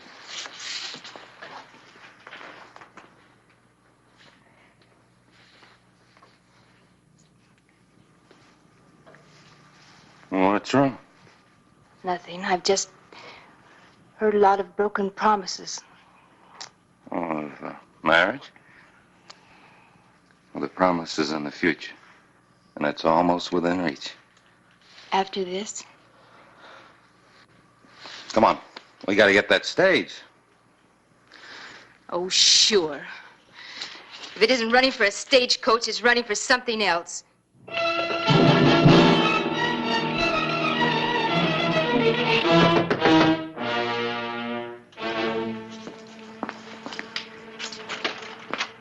It's the sheriff. Hurry, get out of here.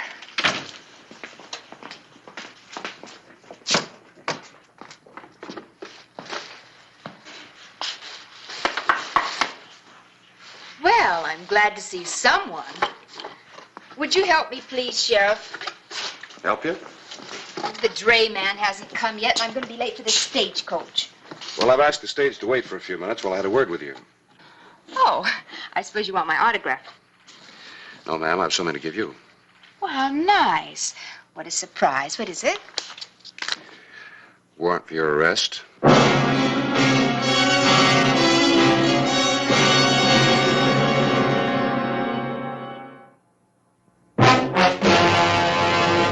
An actual account from the pages of my newspaper, the Tombstone Epitaph. This is the way it happened. In the town too tough to die. Tombstone Territory.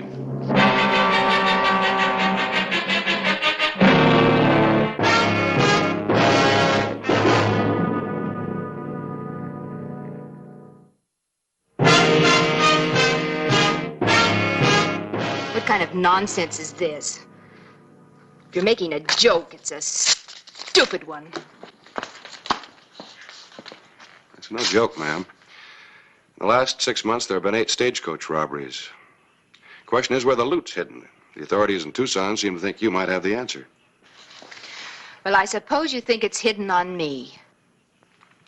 No, ma'am, not on you. In your trunk. Oh, now, Sheriff. I'm sorry I lost my temper, but, well, this is ridiculous, and I'm in such a hurry. See?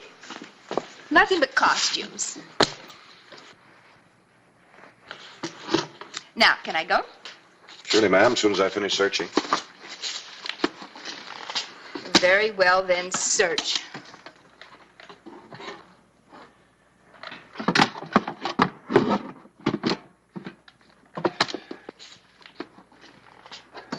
Oh, this is so embarrassing. And we're wasting such valuable time, and the stagecoach is... We'll wait. The dresses.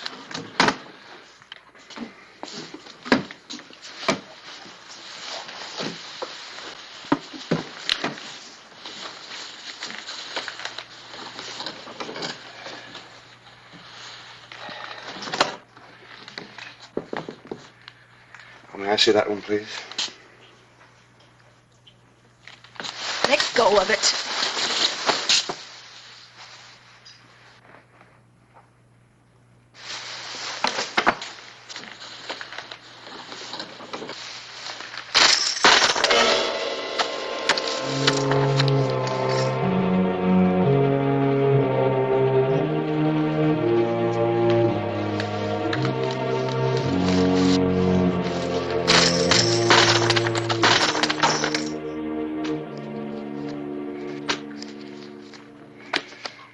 Is that about all of it? You might as well tell me. Why? Miss Torson, you'll be facing a trial in Tucson. If you cooperate, it might be easier for you. You see, about all I know is that the leader in these holdups is a man by the name of Boone Cahill. But I don't even know what he looks like. You do. That's your problem, Sheriff. All right. But it's quite a stage trip to Tucson. Maybe you'll change your mind on the way. I'm getting off at Benson. Tucson. All right. But it is a long ride to Tucson, and you just might meet Boone Cahill along the way. You'll spot him all right, because he'll be the one shooting at you.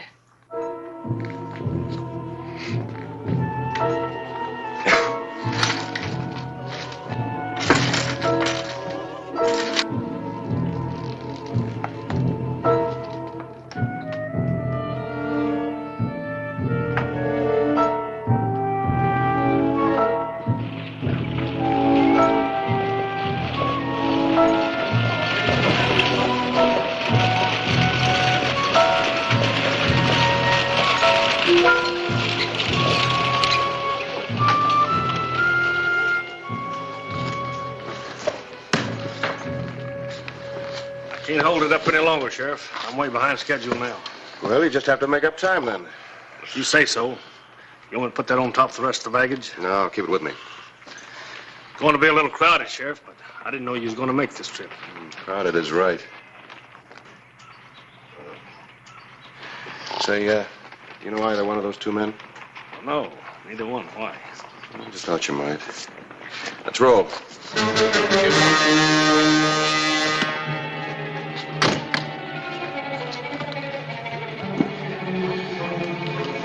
Yeah, get up, Brownie.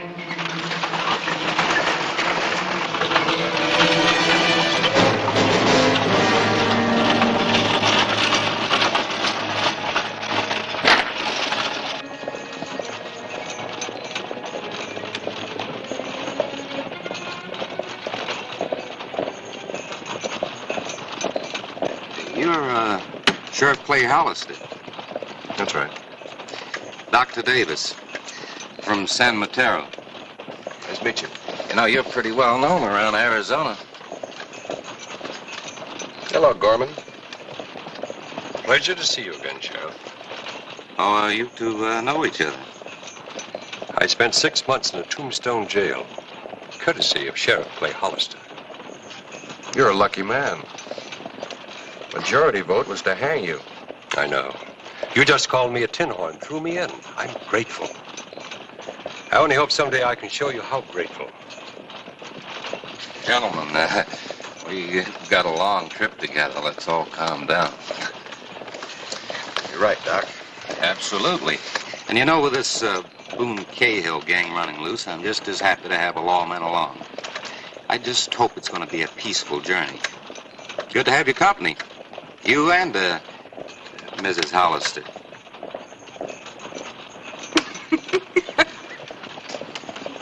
Gentlemen, this lady is my prisoner.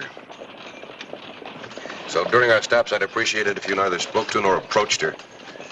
Sorry if that sounds unfriendly, but it's the way it's got to be. Of course, Sheriff. You're only doing your duty. Why, sure. Aren't you afraid she might escape? Healthy woman like that? And only one sheriff to handle her. You just remember what I said, Gordon. Well, it's going to be a long trip. Good night.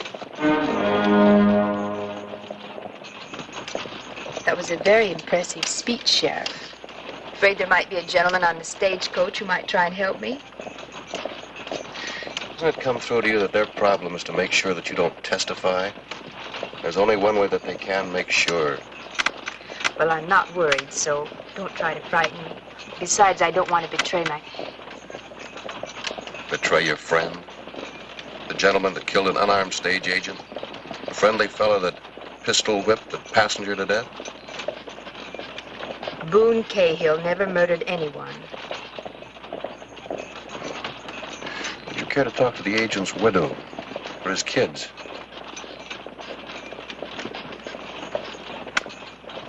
I don't care to talk at all.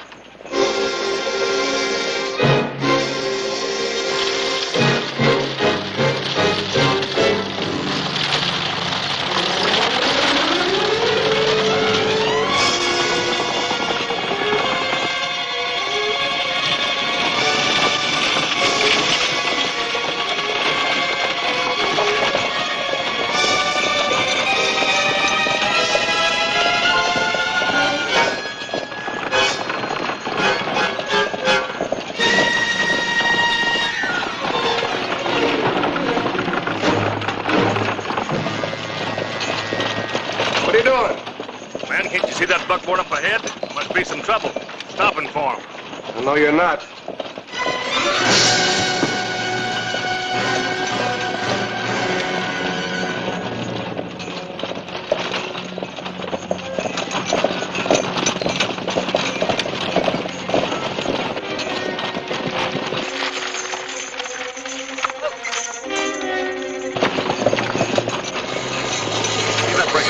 We've got to stop or we'll run right through them.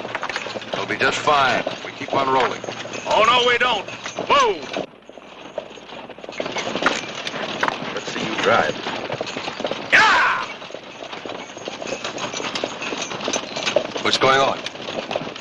I don't know. You gone loco, Sheriff? Fellas must be stopped for a reason.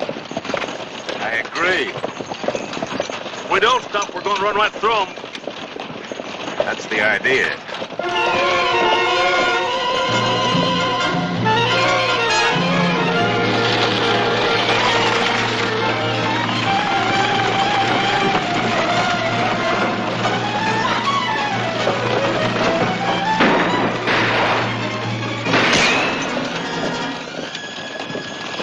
No, don't shoot. We'll only rile it.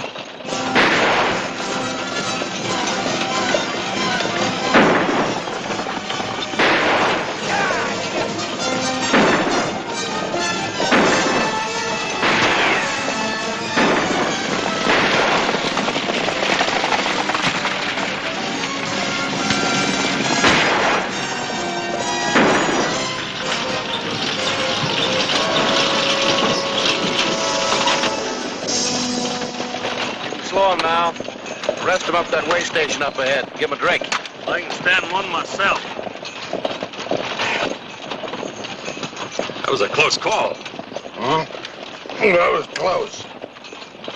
You'll never know. It is going to be a long trip.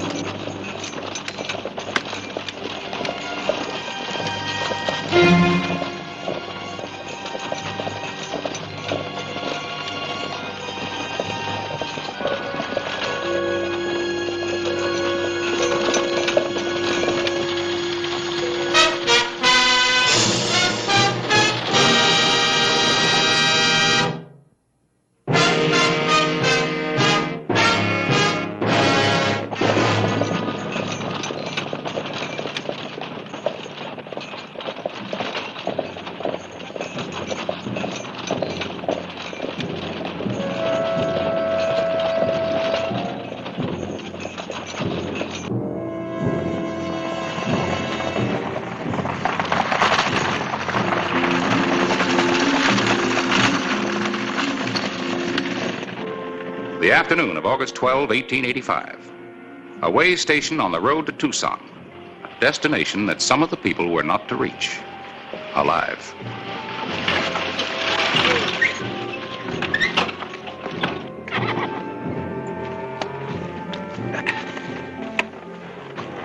Who were they back there? Highwaymen? Yeah, or Boone Cahill's bunch. Same thing. Would have been wiser to stop and be robbed. Might have all been shot. We weren't. Say, you get a little drink in there? Yeah. You can also get food. Well, you go to your church and I'll go to mine. Driver, you gonna water your horses? After I get a drink.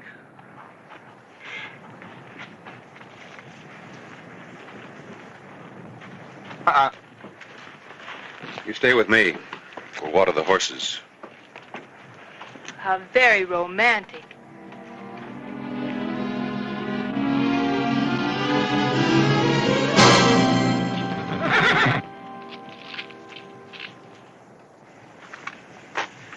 I'm starving. Think more of animals than you do of people. Sometimes it's hard to tell the difference. One thing, animals don't try to knife you.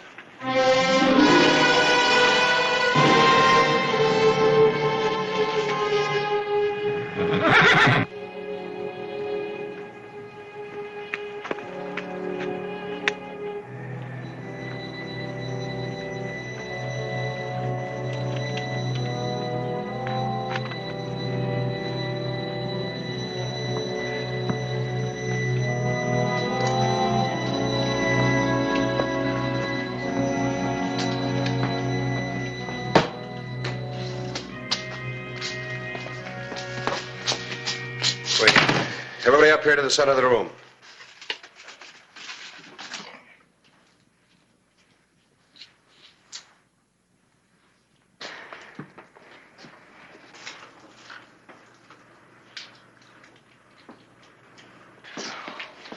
Gorman? Were you speaking to me, Sheriff? Keep your hands clear and give me your gun.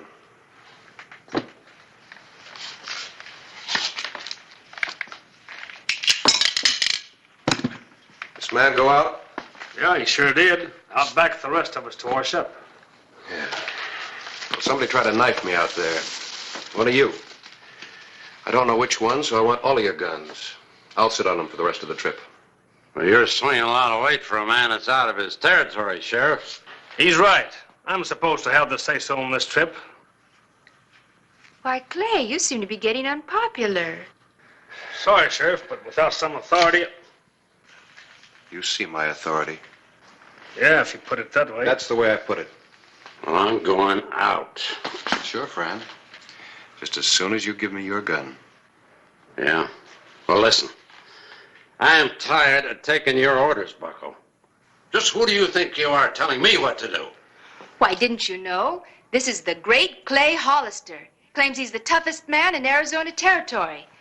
Him? Oh, listen. You take off them irons and I'll break you in two. This sounds more interesting than food. Sorry, I'm a peace officer. I'll have to forego that pleasure. Your gun. Drop it, Clay. Drop it. Come on, I've got it. Are you out of your mind? Why, no. I just don't like seeing my old friend Clay Hollister shot down. You surprise me, Gorman. After he threw you in jail and called you a tin horn? That he did, lady. But he also did something else. He kept a mob from stretching my neck. I don't like you, Hollister, but I pay my debts. Fair enough. I did get bounced around a bit, and I'd like to even that out, too. So, my hairy friend, if you'd like to bounce the chef around a little, go right ahead. What? Oh, sure. You sure you want to play it this way, Gorman? Quite sure. You've got a big reputation, Hollister. I want to be impressed. Come on, old man.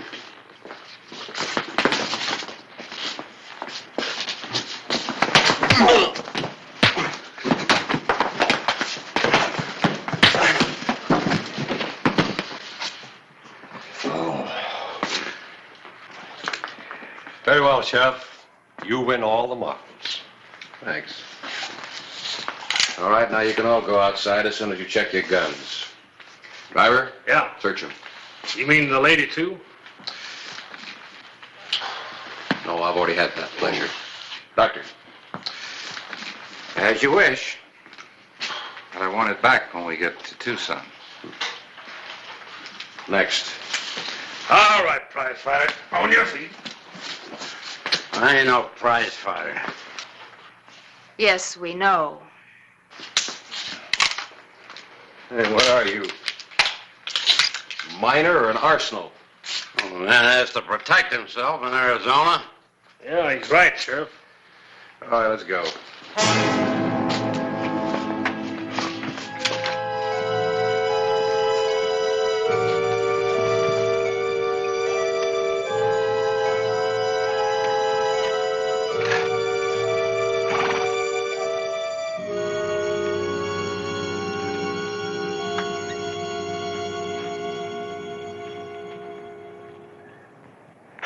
It was a nice try you made, Thanks. but a hopeless one. Can't you get it through your head that all Cahill wants is you dead? That's a lie. Why do you think they shot at the stage? I'm not interested. Sorry. All right, I'll do it my way.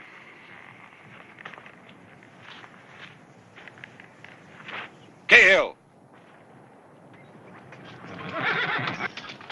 Boone Cahill, I'm talking to you.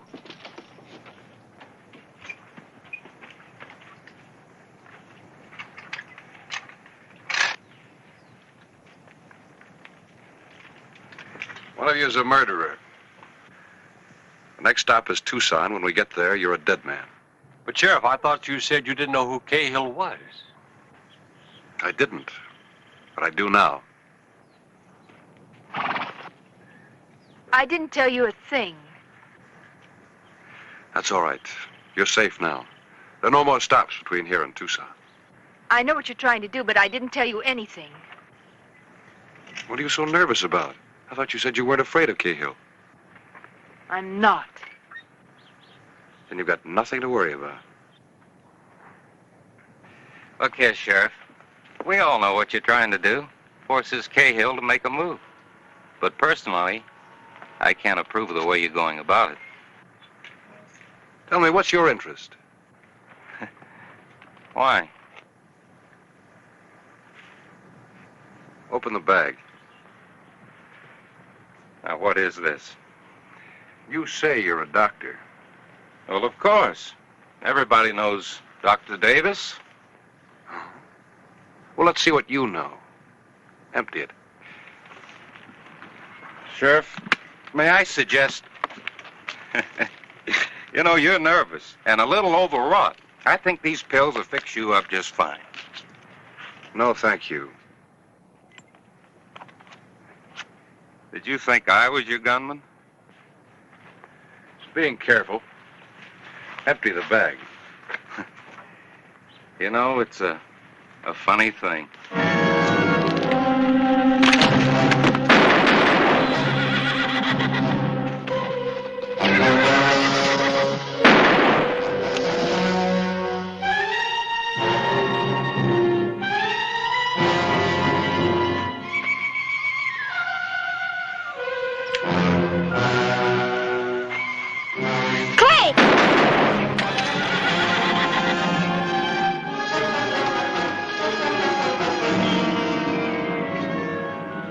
Honest, Clay, honest. I didn't know he was one of them. You did just fine. Better get this stage moving. We'll be late for your trial.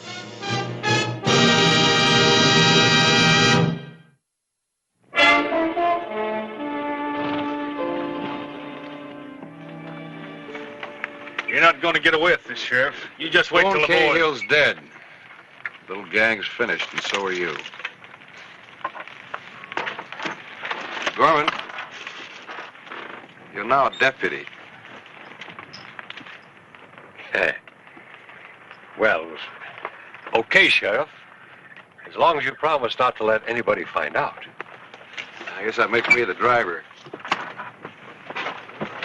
Well, Anita, how do you feel? You ready to face your trial? I guess. It's almost worth it to be clear and out of all of this.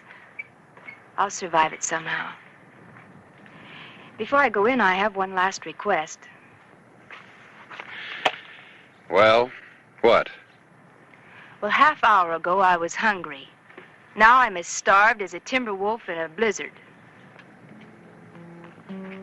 Miss Torson, when we get to Tucson, I personally am going to buy you the biggest dinner in town. Thanks. My pleasure.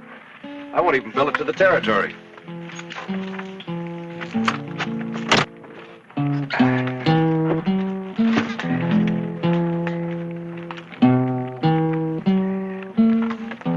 Up, Rowdy.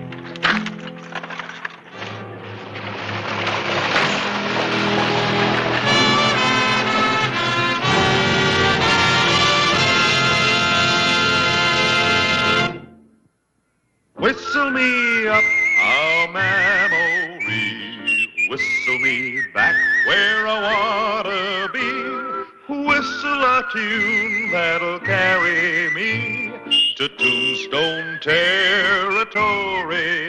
If your past has run afoul of the law, it's a handy place to be, 'cause your future's just as good as your draw in Tombstone Territory.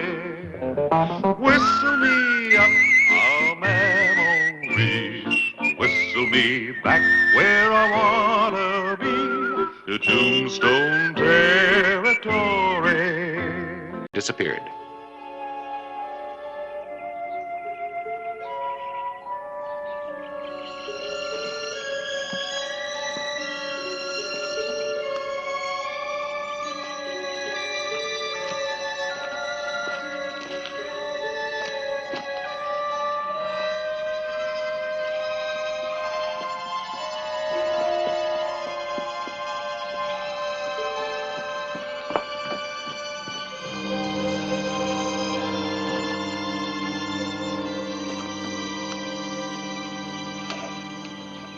Any mail, Bert?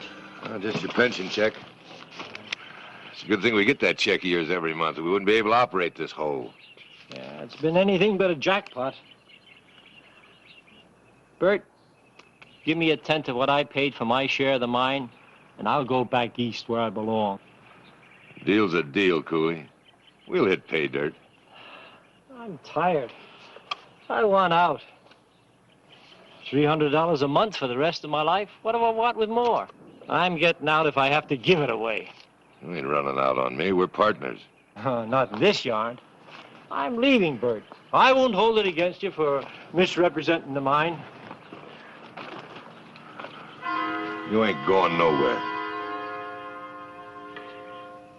What are you going to do? I figure to collect $300 every month. Now, give me that check. You can't cash my checks. I can write your name as good as you can. Sheriff Clay Hollister was returning to Tombstone. He heard a distant shot. Could have come from any one of the wild canyons. Many mule deer in the mountains. It could have been a hunter. He rode on.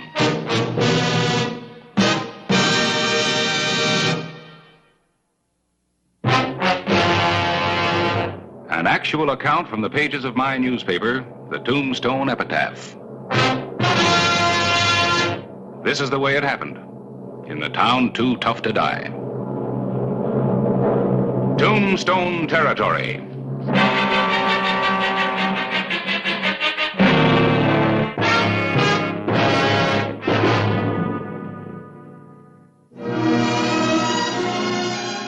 Late afternoon, August 12, 1881. I had a pretty visitor.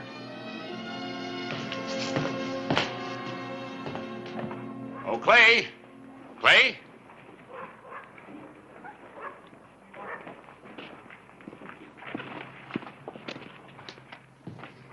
Oh, Harris, what is it? Come in a minute. What's trouble? No trouble that I know of. Miss Nancy Cooley, this is Clay Hollister. Miss Cooley, Hello, Mr. Hollister. Miss Cooley just came west from Philadelphia to locate her uncle, C.J. Cooley. Oh? He's my only living relative. He came to Tombstone for his health. How is he? Oh, well, I haven't seen him recently. He spends most of his time at the Jackpot Mine. He seldom gets into town. His partner, Bert Foster, usually gets the supplies and picks up the mail. What kind of a man is Mr. Foster? Oh, he's a gold miner, an ex-cattleman. I'm worried about my uncle. He hasn't been answering my letters recently. Well, that is kind of funny. I've heard him speak of you many times, how he'd like to do something for you if things went well. Have they? Well, sometimes old Mother Earth doesn't like to show us where she keeps her valuables hidden. Mr. Hollister, can you help me get to the mine? Well, I'd be glad to, but it's quite a distance. It's a little late to start today. I'll get a rig and pick you up tomorrow. Thank you both. I'll be at Russ' house.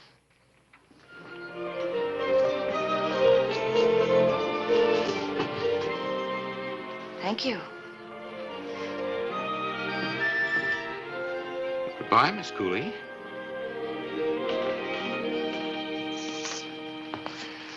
Ex-cattleman.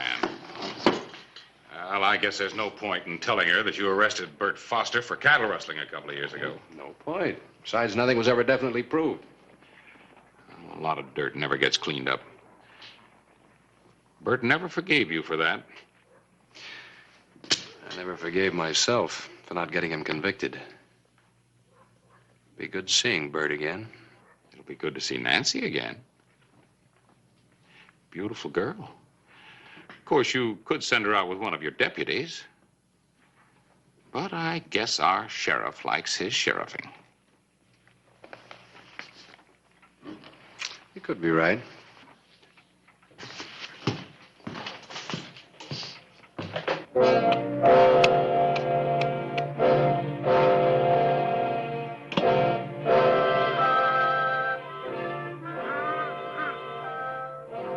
Cheated you, you old buzzard.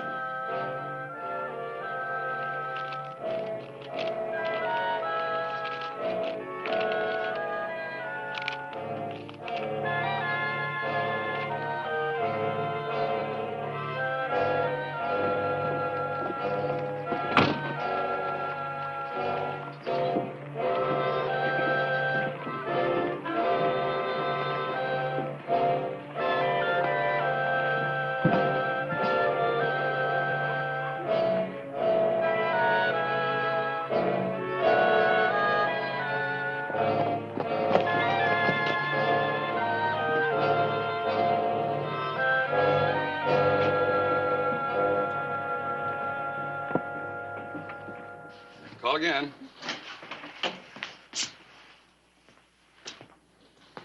You back again so soon, Bert? Had to come in for old Cooley. Fill this. Yeah, usual sack of flour and sugar. Work pants size 38. Pound of jawbreakers. Cooley and his sweet tooth, eh? And a box of 45s. And a box of 45s. I'll get it together. Hello, Bert. Just coming out to your place. What for? Cooley's niece is in town. She wants to see him.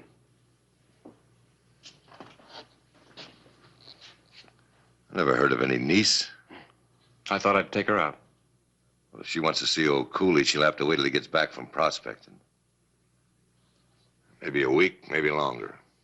Oh? You're not working the jackpot? Well, that's none of your business, Sheriff. But it ain't unusual for old Cooley to go out looking for new diggings. Here's everything on Cooley's list, Bert. Jawbreakers and all. Jawbreakers? Cooley has them set out by the bushel. Well, Bert, what do you want me to tell the girl? She may still want me to take her out and have a look around. Don't, Sheriff. If you don't stop meddling in my affairs, you may just give me the excuse I've been looking for.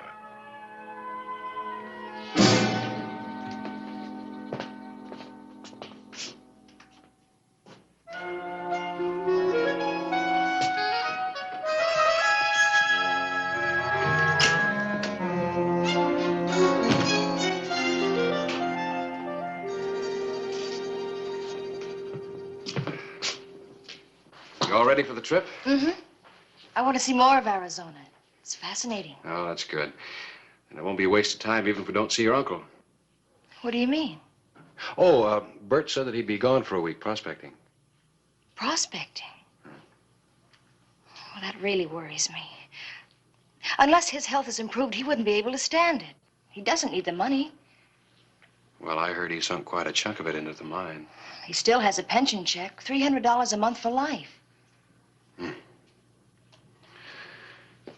That makes him a very valuable asset to Bert.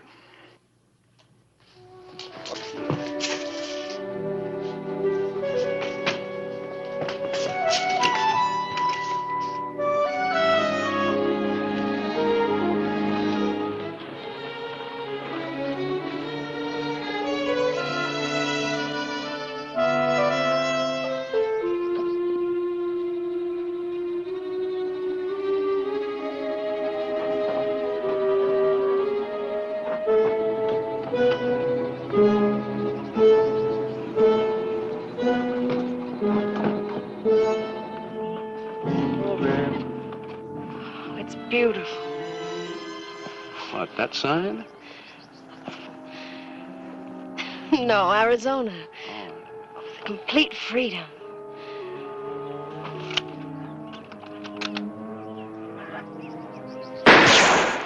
Hop, babe, hop. Come on. Hop, hop, hop, hop. Oh, babe. Could be he doesn't know who we are. You stay put.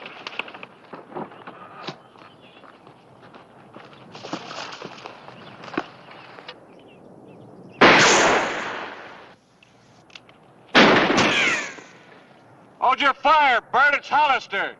I'm coming in with Miss Cooley. Come ahead. Well, pitch the rifle.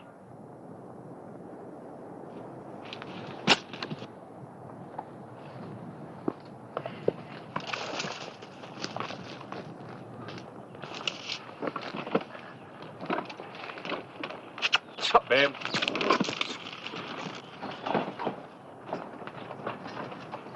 Oh, babe. I didn't know it was you, Sheriff. You could have got yourself killed just like any other trespassers. Well, you're either a bad shot or you're lying. Has my uncle returned? No. I told you it'd be a week, maybe longer. Maybe you'd like to leave a note in the bunkhouse, Nancy. I'd love to. Go ahead.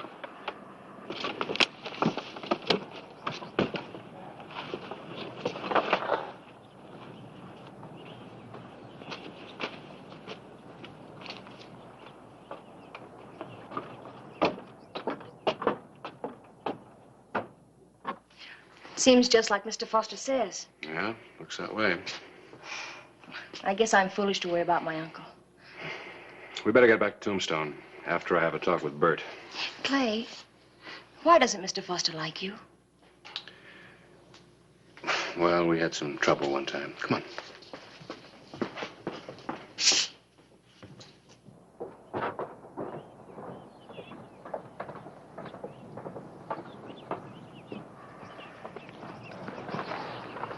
Satisfied? Yeah, I'm satisfied that Mr. Cooley isn't here now. But it seems to me that if a man were going prospecting, he'd sure let his partner know where. Where do you think he went? Well, why don't you ask him when he gets back? I ain't curious. When he does get back, tell him I'm waiting in town. Well, he doesn't go to town anymore. Trip tires him out. Oh? But he's still strong enough to go prospecting for a week. Well, that's different. When you're after gold. Yeah. Anyway, miss, when I see him, I'll tell him. Don't you mean if you see him? What are you trying to say, Sheriff? All I'm saying is that if Cooley doesn't show up soon, I'll be back to find out why.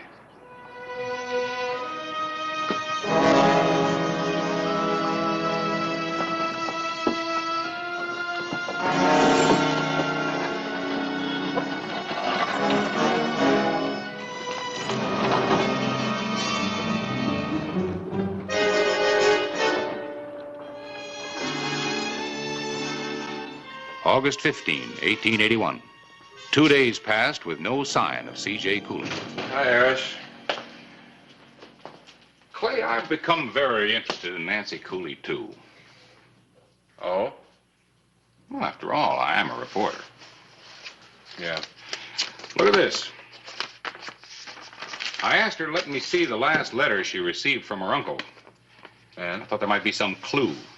Well, nothing of real importance in any of them, just this one line. I don't know whether the jackpot will pan out or not, but I'd better stay with it as I'm getting too old to look for new diggings. Yeah, I see what you mean. So you're a pretty good reporter. Yeah, I know. But Bert Foster isn't telling all he knows. Yeah, I'd already figured that out. Let's take this over to the bank.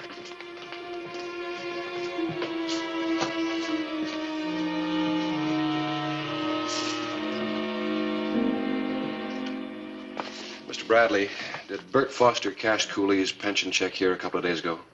Well, he does it often. Anything wrong, Clay? Maybe. Have you still got the check? Yeah, it was going east in the mail today. Let's see. We suspect a forgery, Jim. Looked all right to me. Took for granted it was Cooley's signature. What do you think now? Does looking mighty wobbly. Let's check it against his signature when he opened his account. Here someplace. Here it is. Well, now. Does look kind of fishy at that. That's enough to go on. Had we better tell Nancy what we suspect? Oh, his niece. I saw her right out that way this morning, just as I was opening the bank.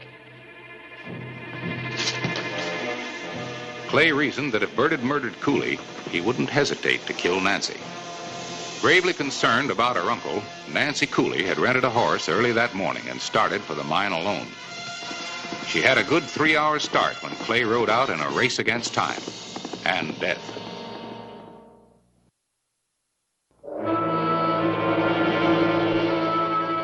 Noon, August 15, 1881.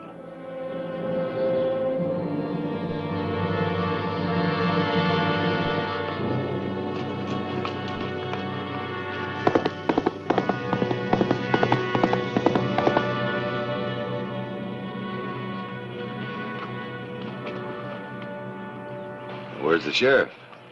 I thought it best to come alone. Knowing there's bad blood between you two, I didn't tell Clay I was coming. Mr. Foster, I've got to know about my uncle. I told you he ain't here. But you must know where he went and if he's all right. Just what are you after? His money? It's all sunk in that mine. This pension check ain't gonna do you no good, because that stops when he It dies. isn't his money. I came west to be with him, to help him if he needs me. I don't reckon he needs you. He does if he's ill. Old Cooley's the last one in the world who would need a doctor. Why do you laugh? Oh, it just struck me as comical. Slip of a girl like you riding all the way out here alone just because she's worried about her uncle. You don't ride very well either, do you? Why? What about it? That horse might run away with you. You'll get lost. Miss Cooley, how would you like me to take you to your uncle? That's why I'm here. Can't do no harm. Tell you what you do. You go in the bunkhouse and get that sack of jawbreakers while I get a canteen of water.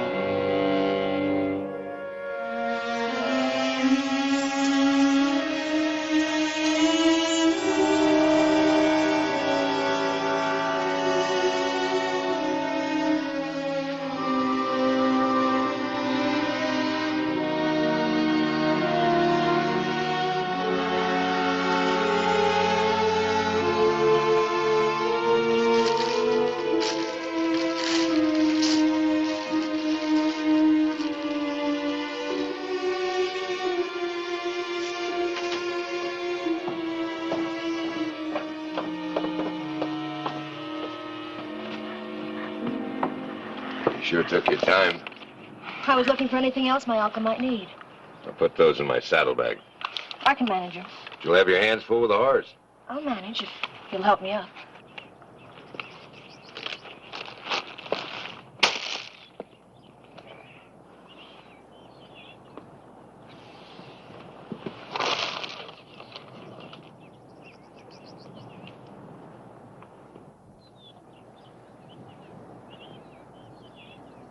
Where'd you get this?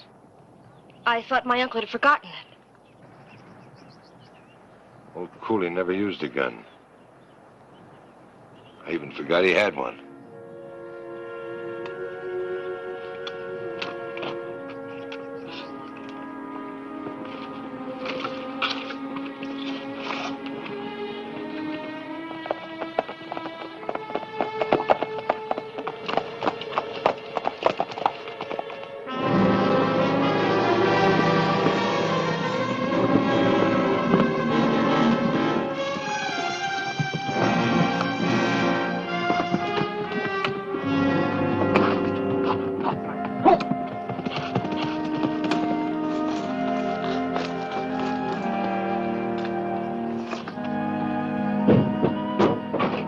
Nancy!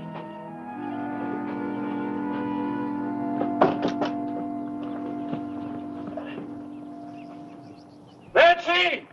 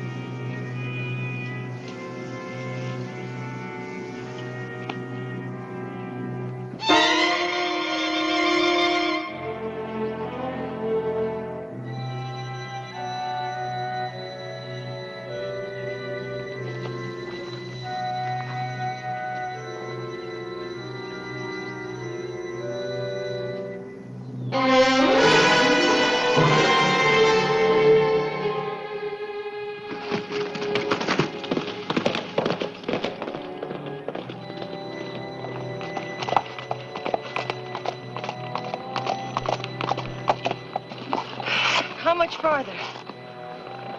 It won't be long.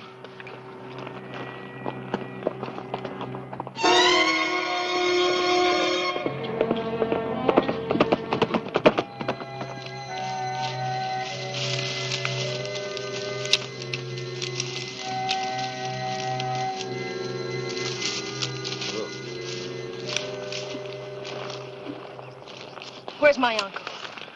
Get down. I'm gonna take you to him. You're lying. That's right, I'm lying. What's happened to him? Tell me. He's dead. Dead. Now I'm gonna have to kill you, too. Why? There's no one will know, and old Cooley's pension checks will keep right on rolling in. Of course, I'll make it look like an accident, like your horse ran away and you hit your head on that limb.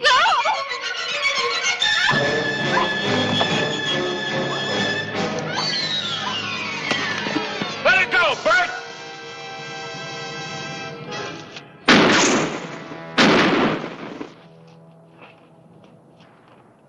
Let the girl come out. Come in and get her. You've already got a murder charge against you, Bert. You can only hang me once.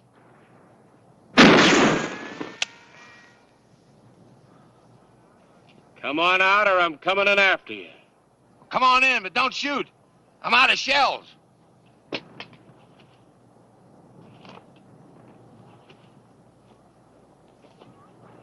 Look out, Clay. He has another gun.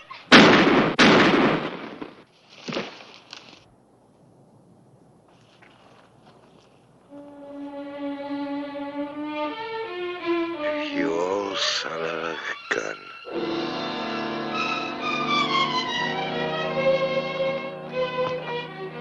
Thanks.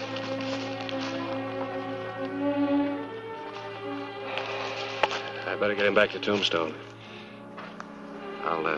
I'll come out tomorrow and pick up your uncle's things. I'll come with you.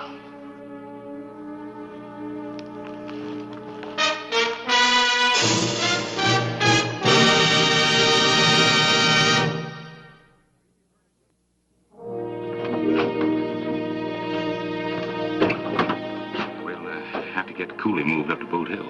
Yeah, I'll send the boys out tomorrow.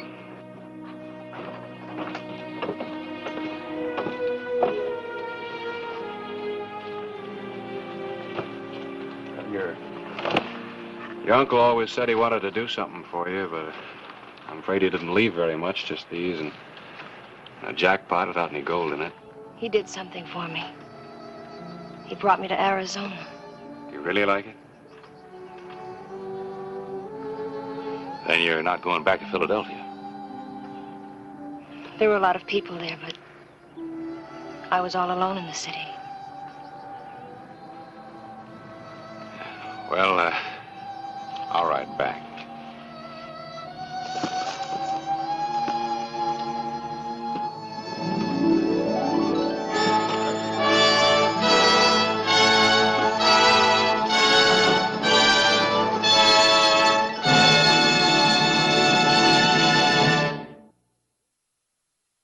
Whistle me up a memory, whistle me back where I wanna be, whistle a tune that'll carry me to Tombstone Territory. If your past has run afoul of the law, it's a handy place to be, 'cause your future's just as good as your draw in Tombstone Territory.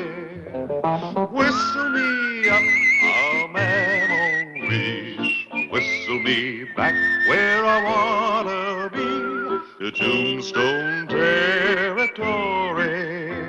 আপনি এখান থেকে চলে যান। লালি, তুমি না আমারে বলছিলে আমারে না পাইলে তুমি ব্রেক দিয়ে আমার নাম লিখে হাত কাটবা। আজকে তোমারে না পাইলে আমি হাত কাটবো, তোমার নাম লিখবো হাতে এনে। আরে পাগল নাকি? কি করবা লাগছে?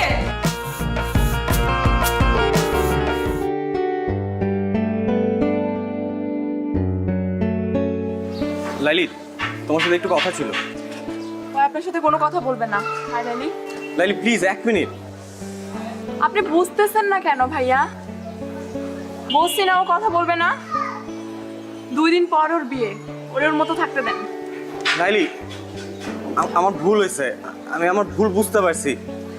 দেখো গত কয়েকদিন ধরে আমি কিচ্ছু করতে পারছি না, না পারতেছি ঘুমাইতে, না পারতেছি কিছু করতে।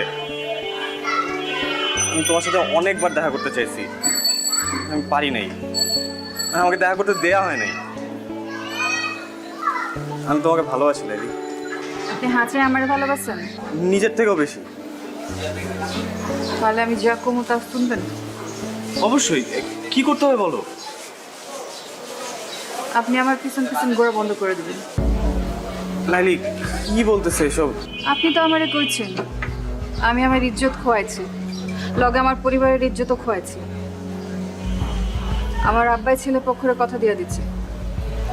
আব্বারে তো আর ছোট করুন না, নিজেরে যথেষ্ট ছোট করছি।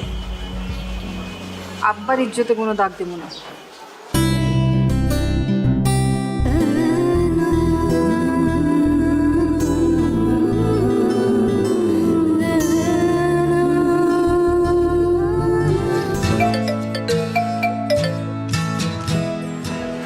হ্যালো, আসসালামু আলাইকুম ভাইজান। ওয়ালাইকুম আসসালাম। আমি নীলের আম্মা কইতাছি। আপা, আমি জানি আপনি কি কইবেন। আমার কিছু করার নাই, আমি লাইলিরে জিগাইয়া সবকিছু ঠিক করছি। ভাইজান, কইতেছিলাম কি, আপনি লাইলির বাবা, দিন শেষে আপনার মেয়ে সুখটা আপনার কাছে বড়। কিন্তু ভাইজান, লাইলি আমার পোলাটারে ভালোবাসে, আমার পোলাটাও লাইলিরে ভালোবাসে। কিন্তু আপনি যদি লাইলির অন্যখানে বিয়া শাদী দিয়ে দেন, তাইলে তো ওরা কেউই সুখী হইব না। আপা, আপনি কি আমারে বাংলা সিনেমা চৌধুরী সাহেব মনে করছেন? হাত পা বাইন্দা আমি আমার মায়ের বিয়া দিতেছি? আমি যা কিছু করছি ওরে জিগাই করছি। ভাই সাহেব, আমার ছেলেটা লালিরে সত্যিই খুব ভালোবাসে। আপনি দেখেন, আমার পোলাটা আপনার মেয়েরা অনেক সুখে রাখবো।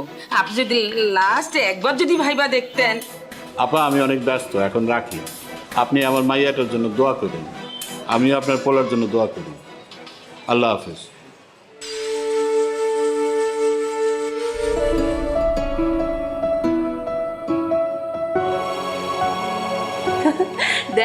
লাইলি রাজ কি সুন্দর লাগতেছে। হ্যাঁ বহুত সুন্দর লাগতেছে। সাইটাগুলো মানাইছে। হ্যাঁ আরে আপনি এখানে চলেন কিভাবে? বাইগান বাইগান কইতাছি। লাইলি তোমার সাথে একটু কথা ছিল। আপনার সাথে আমার কোনো কথা নাই কা, আপনি এখান থেকে চলে যান। লাইলি তুমি না আমারে বলছিলে আমারে না পাইলে তুমি ব্লেড দিয়ে আমার নাম লিখে হাত কাটবা। আজকে তোমারে না পাইলে আমি হাত কাটবো, তোমার নাম লিখবো হাতে আমি। আরে পাগল নাকি? কি করবে লাগছে? এখানে কি আছে? মামা, আরে মামা, মামা, মামা, এসব কোনো কাম নাই, আপনি এখান থেকে যান গা।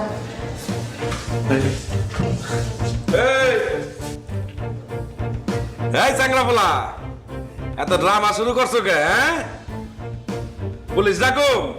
আপনি যারে খুশি তারে ডাকেন মামা, আমি লাইলির সাথে বাঁচবো না।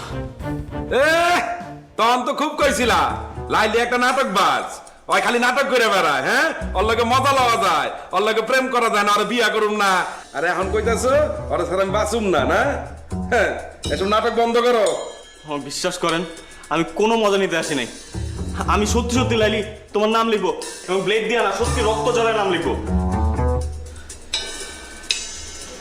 লাইলে তুই রাজি হয়ে যা, না ছেলেটা এরকম পাগলামি করতেছে, আপনার কাইটা লাগবো। এমনি কিন্তু ছেলেটা ভালো আছে, তুই রাজি হইলে সবকিছু ঠিকঠাক হয়ে যাবো। আমি দুলা বাইরে সামলাইতেছি, তুই কোনো চিন্তা করিস না, ঠিক আছে? রাজি আছিস না? আরে রাজি হয়ে যা, আমার না করিস না, ভালো আছে ছেলেটা।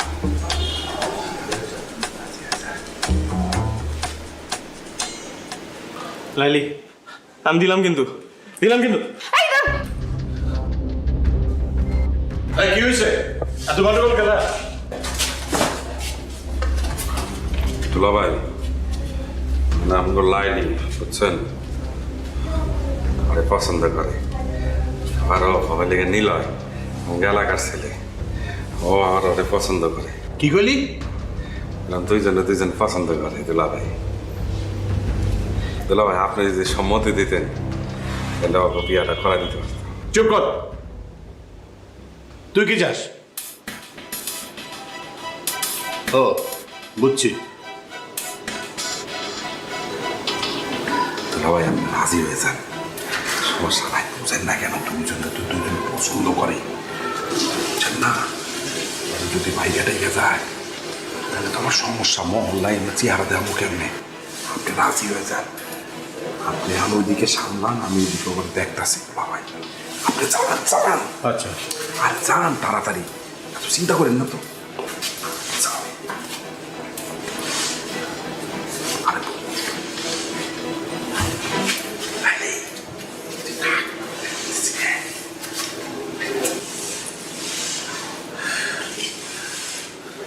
হ্যাঁ কও, নাইলে কিন্তু কাটবো। হ্যাঁ কও। সমস্যা কি তোমার? শেষ পর্যন্ত তুমি ঘুড়ি মাস্টার ব্লেড লাইলির কাছে ধরা পড়লা। হ্যাঁ, গুড়ি মাস্টার ব্লেড লাইলির কাছে হাইরে গেছে।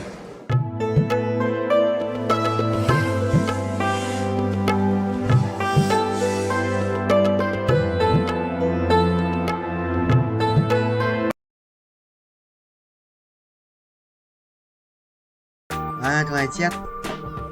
Đéo gì nhỉ? Thế này thì vẫn thua. Ai, trời ơi.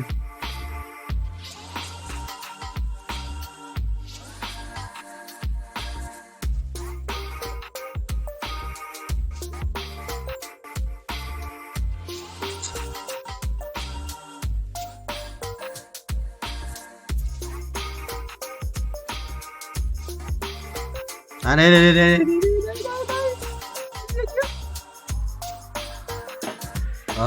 Đây từ trước này thì theo sẽ là vài cái cút, sẽ là vài cái cút.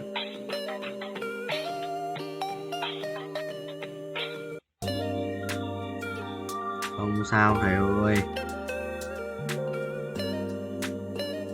phải bỏ hai con ngoan đi đấy, không thua mất 15 máu rồi, đánh đổi rồi, con 3 rồi, đánh đổi rồi. AC1 chiếc AC2 là bên rồi. Từ hàng tông người ta chưa vậy, làm trên của nó này, đấy vẫn khỏe, vẫn khỏe. Kéo chua khỏe. Có hiểu không? Để đấy. Ông Hai cái đéo mày ơi, đâu chết. Ông Hai mà không chết vậy. Không ngỏ. Bài đét. Ui, ông không chết lại. What the hell? Ô, ấn pháp sư. Cái ở một cái bút dòng ông Hai không chết. Xuân tỏ. À, nghe. Số 6. Chat game. Của chat game. Có 2-3 mặt tiền, 2-3 điểm không hết điểm.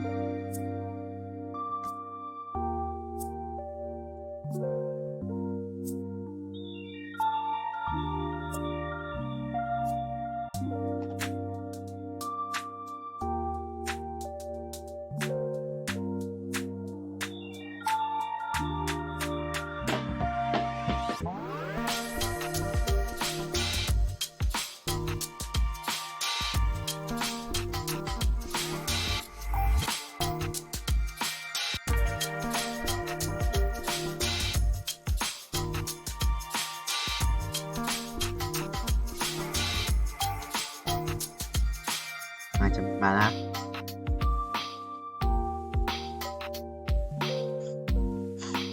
Từ nên đủ tiền lên ăn chơi nhỉ. Nếu sắp 2 lần nữa mà khoảng bao nhiêu? Khoảng là Israeli আগ্রাসন বহু মায়ের বুক খালি করেছে। রেহাই পায়নি সদ্যজাত শিশুও। চলমান সহিংসতায় প্রায় অর্ধশত শিশুর ঠিকানা হয়েছে কবর। হাসপাতালগুলোর দৃশ্য আরো মর্মান্তিক। মৃত্যুর মিছিল দীর্ঘ হতে থাকায় স্বজনহারাদের আহাজারিতে ভারী হয়ে উঠেছে বাতাস। আর আহতদের মধ্যে মৃত্যুর সঙ্গে লড়াই করছেন যারা, তাদের আর কি বেরহম, নির্লজ্জ, বেহায়া জালেমগুলো হাসপাতাল পর্যন্ত রেহাই দিচ্ছে না। কিছুই করার নাই গো কাকা। কিচ্ছু করার নাই? কি আর করার থাকবো কন? দুর্বলের মায়ের খাওয়াটাই নিয়তি। দুর্বলের পাশে কেউ থাকে না গো কাকা। হ্যাঁ ফজলে মিয়া, ভালোই বলছো তুমি। দেখো না সারা বিশ্ব কেমন একদম চুপচাপ নিশ্চুপ হয়ে আছে। সবই সার্থক কাকা, যে যার ধান্দায় আছে।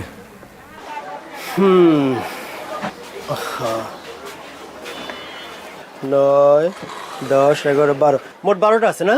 বিকালের মধ্যে পাবো তো? সন্ধ্যার দিকে আসেন। লেট করেন না কিন্তু। আচ্ছা ঠিক আছে, লেট হইব না। নতুন নাকি? আসসালামু আলাইকুম। হ্যাঁ নতুন, কয়দিন ধরে আসছে। নাও সন্ধ্যার মধ্যে ভালো করে করে রাখো।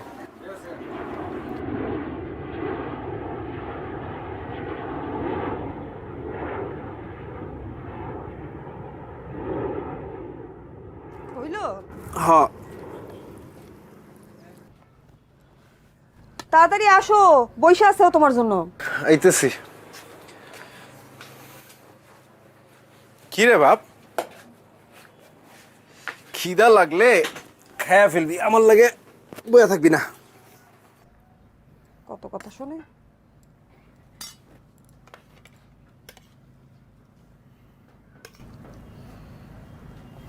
দেখ তোমার প্লেটটা দাও। শেষ। আরে ডিম ভাজি রে।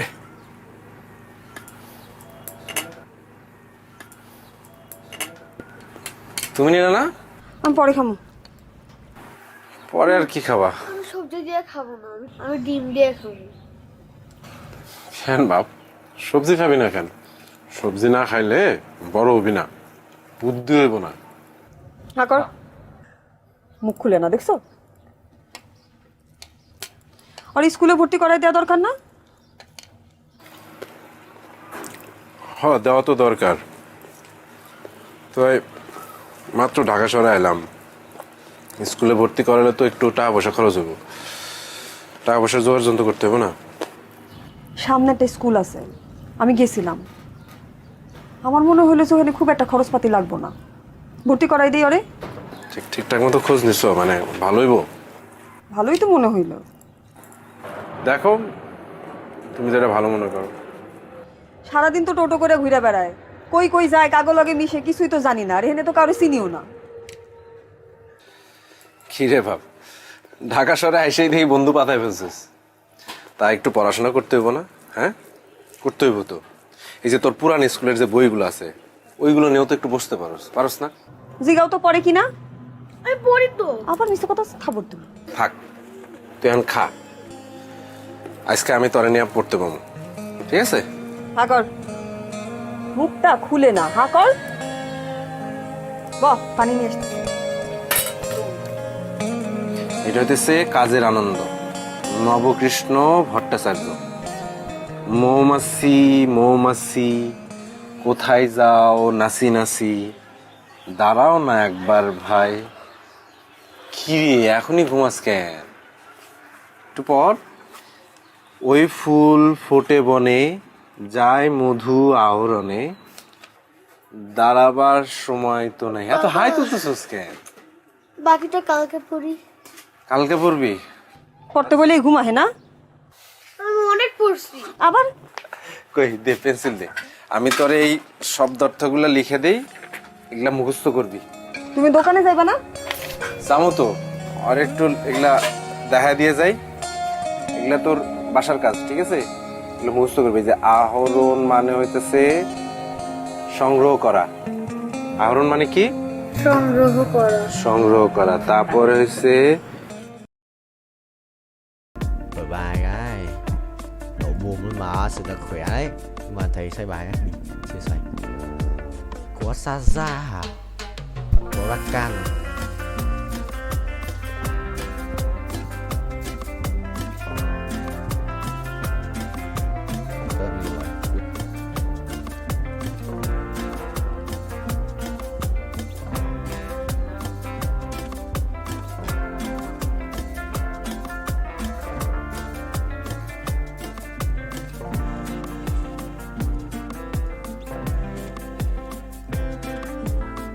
Chọn thắng bại. Át này, binh. Xong. Là át luôn mà. Sao có xin ra ấy, nhưng mà anh cháu dùng rồi.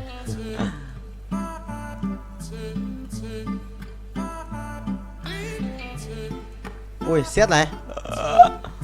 Xét đây là vài cảnh đẹp đéo chịu được. Không sao, đây rồi. Bay cho thầy. Quay đều, quay. Ui, con lắc rồi sao? Cút. Mày đi. Xong rồi, có át rồi. Ngày đánh bài va vẫn. Sao ra còn bài đẹp phết. Định mạnh cái xét này. Ui, bình điết. Xét là mình chỉ thiếu là một cái cung mà. Cung một con Kizana hoặc là một con Nautilus để lấy cái thú tượng này cho in nào. Bắn cung không? Bắn cung lấy đồ cho át trước khi thầy. Ui, rồi xong nhặt nhầm đồ. Ha ha. What the hell man. Nhặt nhầm đồ. Thế mà cũng đòi lái xe. Đùa tao à? Đùa tao không vậy. Thế mà cũng cộng một ending trôn ngủ không? Trôn thầy không? Cinderella này cút, có một cút, đeo hiểu. Nhặt ngu đấy. Ngu đấy. Rớt ở đây. Rồi xong. Sao có càng ngày đây nhỉ? Vẽ có ai mà có cái thằng này ở đây nhỉ? Đúng rồi. À, đủ bốn mà, cút. Nè. Xong. Chịu rồi, nhặt nhầm đồ lúa tắc ngủ nó máu nhỉ. Rồi xem đi. Thầy ơi, không ai nhận được cái gì. Tôi nhận không? Ở đây. Vòng quay may mắn, vòng quay vô cực. Anh 2 vòng à? Quay đều ra cái pet đổ ai đi, ra cái pet đổ đó. Đi ra qua. Đi quay được vào pet Omega. Chịu rồi, tí vào lừa tao. Đi qua mà chôn lại đi qua. Chôn tố bố. Đi chôn tao không? Đi xin à? Đi xin chọn không vậy? Rồi xong. Bình. Xong, thắng. Không nặng. Xít thắng. Quả pha phe bắn được phết nhưng mà xít thắng thôi. Phải bay tốc độ cao ấy. Bay tốc độ cao luôn. মন্টুর বাসা ফাঁকা, খালি বাসা, পুরা খালি, খাওয়া দাওয়া নাই, তুমি আর আমি, শুধু তুমি আর আমি, একা একা। কত বড় সাহস তোর, হ্যাঁ? তুই সাহস পাইলি কিভাবে আমার নিয়ে খালি বাসায় যাবি? বাসায় আমার কথা বলো, বিয়ের কথা বলো, সিরিয়াস হও। তুমি তো জানো আমার বাসার অবস্থা কি।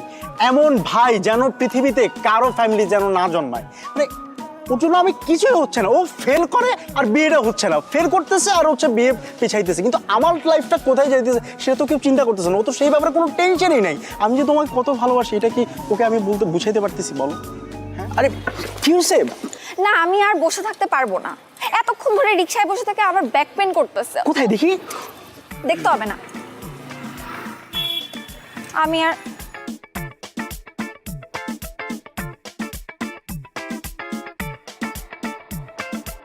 আচ্ছা, আশ্চর্য ব্যাপার, তোমার ব্যাক পেন হয়েছে তুমি আমাকে পার্সোনালি বলবা, সেই জায়গায় তুমি রিকশাওয়ালার সামনে বলছো, ব্যাপারটা কেমন না? তো কি হয়েছে দেখি? দেখতে হবে না, আমি বাসায় যাবো, আমার বাসার সামনে দিয়ে আসো। বাসায় যাওয়া মানে কি? আমরা বের হয়েছি কতক্ষণ বেবি? আমরা অল্প কতক্ষণ হয়েছে, মাত্র 2 ঘন্টা হয়েছে আমরা বের হয়েছি। আজকে আমরা সারাদিন ঘুরবো, খাওয়া দাওয়া করবো, তারপর হচ্ছে মন্টুদের বাসায় যাব, তারপরে আমরা যা হওয়ার তা করবো, মানে বাসায় যাবো আর কি। আবার মন্টুর বাসায় কেন? ও ওই যে আসলে হয়েছে কি, ওই যে মন্টুদের ম্যাচের মধ্যে আজকে বিরাট আয়োজনে খাওয়া দাওয়ার ব্যবস্থা করা হয়েছে, বুঝছো? তা আমাকে বললো যে হ্যাঁ তুই আসিস। এখন আমি তো একা যেতে পারি না, তুমি ছাড়া আমি কীভাবে যাবো বলো? তাই তো, খাওয়া দাওয়া করবো আর কি করবো? তারপর ধরো ওই যে মানে একটু বসলাম, আড্ডা দিলাম, গল্প করলাম, থাকে না এই আর কি। হ্যাঁ, খাওয়া দাওয়া করবো, আড্ডা দিব, বিশ্রাম নিব। বাট তুমি আমাকে কি বলছিলা জানো? কি? মন্টুরা ট্যুরে গেছে বান্দরবন, তোমারও যাওয়ার কথা ছিল, কিন্তু যেহেতু তুমি আমার সাথে দেখা করবা, আমাদের একটা ডেটের প্ল্যান হয়েছে, দ্যাটস ওয়াই তুমি যাইতে পারো নাই। এখন আমার মন্টুর বাসায় দাওয়াতটা বুঝলাম না, বলছিলাম না আসলে মানে আমি না ভুলে যাই সবকিছু, বুঝছো? মানে তুমি সামনে থাকার পর না আমি সবকিছু আউলে যাই, মনে থাকে না একটা আর কি। হ্যাঁ, আর তুমিও পিছলাই যাও। হ্যাঁ, না না কিছু বলি নাই, কি বলবো, কিন্তু মানে ব্যাপারটা হচ্ছে কি, আমার না একটা জিনিস নিয়ে খুব মন খারাপ হচ্ছে। মানে স্ট্রবেরিটার কথা শুনে না খুব মন খারাপ হইতেছে। কি মানে মানে স্ট্রবেরি, যে স্ট্রবেরি কি? চকলেট, মানে তোমার জন্য চকলেট বলতে ললিপপ, তোমার জন্য দুটো মানে স্ট্রবেরি ফ্লেভারের চকলেট আনছিলাম, তো ওগুলোর কথা না খুব মনে পড়ছিল। মানে থ্যাংক ইউ। ওয়েলকাম। শোনো, এসব ভাওতাবাজি বাদ দিয়ে কাজের কাজ করো, বাসায় আমার কথা বলো, বিয়ের কথা বলো, সিরিয়াস হও। তুমি তো জানো আমার বাসার অবস্থা কি। এমন ভাই যেন পৃথিবীতে কারো ফ্যামিলি যেন না জন্মায়। মানে ওর জন্য আমি কিছুই হচ্ছে না, ও ফেল করে আর বিয়েটা হচ্ছে না, ফেল করতেছে আর হচ্ছে বিয়ে পিছাইতেছে, কিন্তু আমার লাইফটা কোথায় যাইতেছে সেটা তো কেউ চিন্তা করতেছে না। ও তো সেই ব্যাপারে কোনো টেনশনই নাই। আমি যে তোমাকে কত ভালোবাসি এটা কি ওকে আমি বলতে বুঝাইতে পারতেছি বলো? হ্যাঁ, অনেক প্রবলেম না? খুব প্রবলেম। আমার কাছে একটা সলিউশন আছে। কি সলিউশন? চলো আমরা পালাই বিয়ে করে ফেলি। দেখো, তোমার বাসায় প্রবলেম আছে, আমার বাসায় অনেক প্রবলেম আছে, বাট আই এম সিরিয়াস। এসব বাসার প্রবলেম এত পাত্তা দিলে চলবে না। পালাই বিয়ে করে ফেলি। বেবি, তোমাকে আমি এই কারণে এত লাভ করি, তোমার ইন্টেলেকচুয়াল হাইট এত বেশি যে কোন দিন জানি তোমার সাথে থাকতে থাকতে আমার হাইটটাও 6 গিয়ে পৌঁছে যাবে। 6 কি? ফিট, ইঞ্চ নাকি centimetre?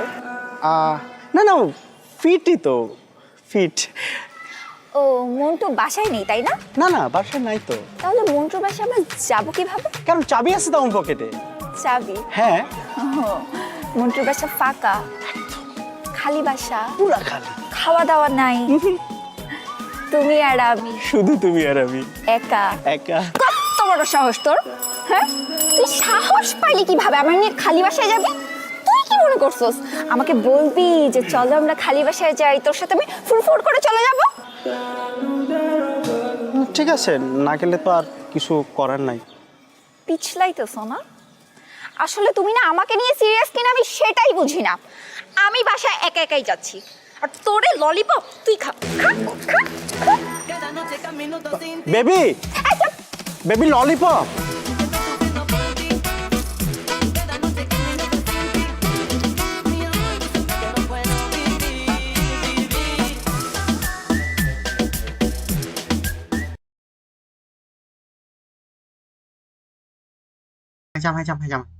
hai trăm láp Win perfect hai lần giống em chợ suy nghĩ cái chứ cho ngay có tài không 210 láp 42 tỷ 2 triệu một lần có chờ nhầm ôi không còn 100 để bớt 6 15 cái lại sử dụng binh chi linh ấy bay một chi linh điên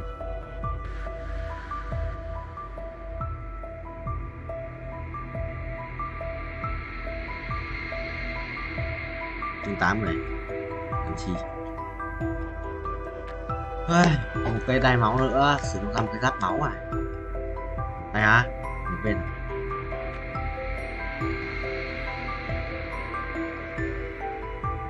anh không muốn như em nghĩ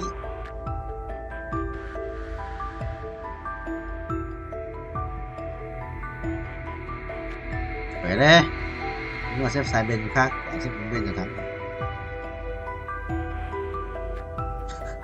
phải đấy chị ạ đấy đúng rồi 2 mạng nữa chỉ cái này 33 triệu start rồi tiền cả chứ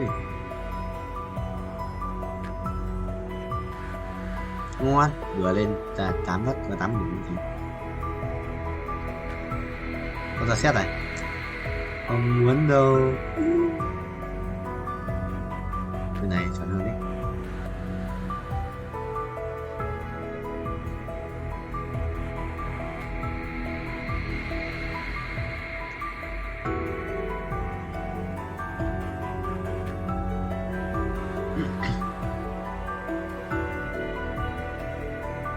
ra sinh ra rồi ngon này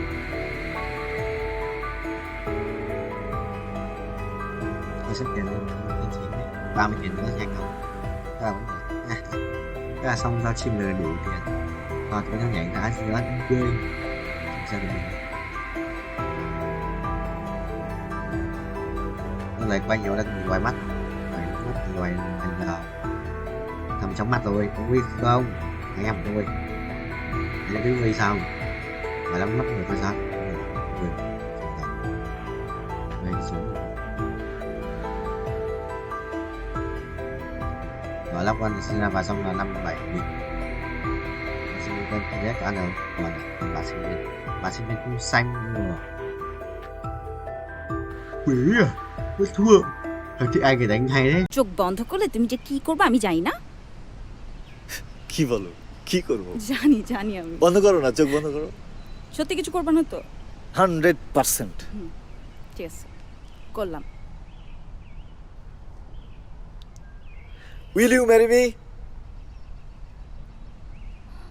mobile নতুন mobile লাট করছো কি তুমি thank you so much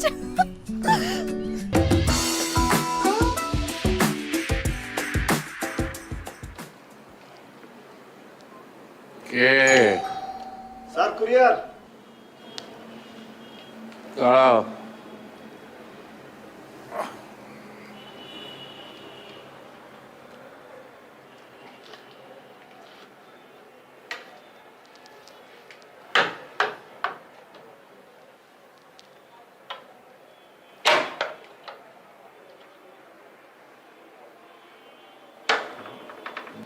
ওরা তো বাসায় কেউ নেই তুমি টেবিলের উপর রেখে দিয়ে যেতে পারবে জি জি স্যার অবশ্যই স্যার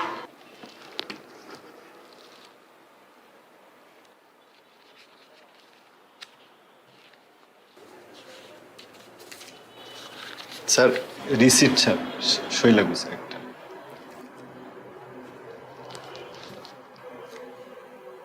কলম দাও কলম হাইট থেকে নামার পরে স্যার কলমটা খুঁজে পাচ্ছি না স্যার। স্যার একটা কলম হবে?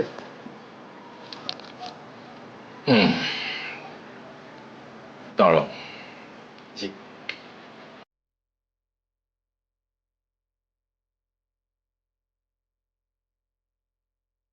যেহেতু আমার লোন দেওয়ার মতো লোকের অভাব, তাই আমি প্রথম পদ্ধতিটাই বেছে নিলাম। নিজের জন্য নয়, এই জীবনে প্রথম আমি চুরি করলাম। যে আমার মন চুরি করেছে তার জন্য, মালার জন্য।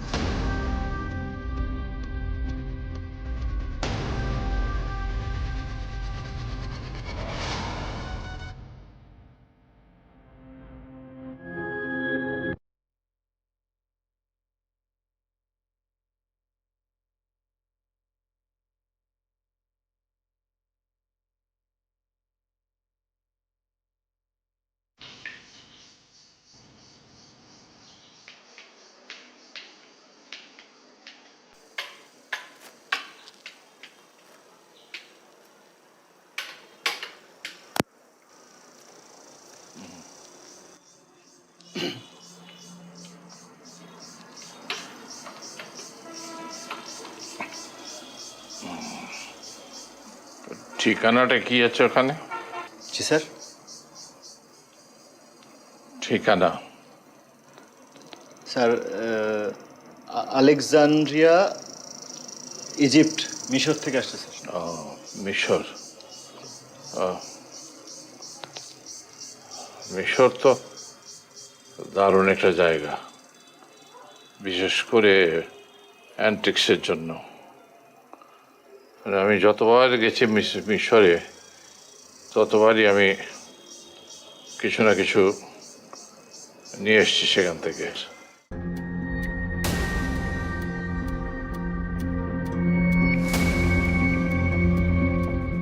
স্যার আজকে আসি স্যার। হ্যাঁ আজকে আসি স্যার, একটা ডেলিভারি আছে তো।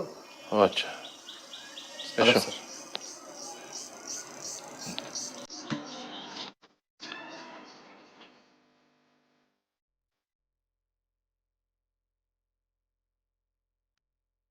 অন্ধপুরের ঘড়ি বিক্রির টাকায় মালার জন্য একটা ভালো মোবাইল কিনে ফেললাম। ফলে বাকি চুরির জিনিসপত্র নিয়ে আমি মোটেও ভাবিত ছিলাম না।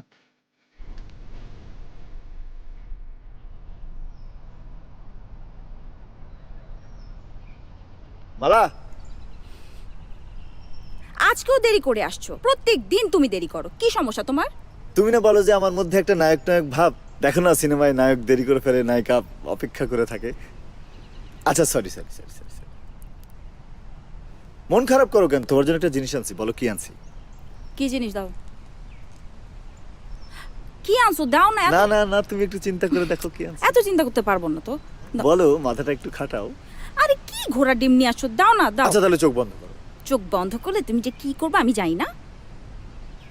কি বলো, কি করবো? জানি জানি আমি। বন্ধ করো না, চোখ বন্ধ করো। সত্যি কিছু করবে না তো? 100%। ঠিক আছে, করলাম। Will you marry me?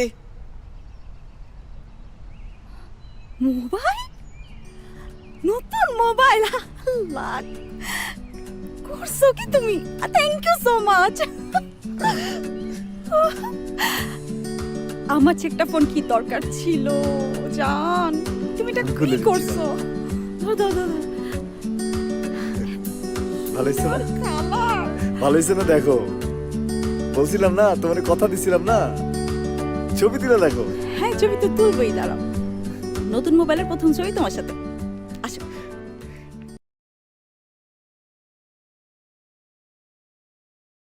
Video 4 ngày mùng 6 tháng đúng không? 16 tháng 7 thôi, chưa nhắc nhiều.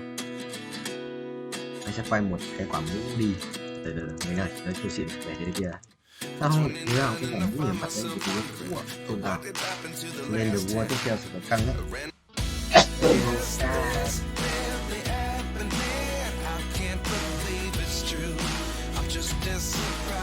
Thế có một quay, một quay. What the hell? Báo tạm chí. Tức là một em lại thông báo lại cái gì cứ báo vào. Báo quả mũ á. Yes, rồi, cầm mình. Thế rồi, qua về quân của thầy. Qua ai về đấy đọc. Qua ai về quân đấy.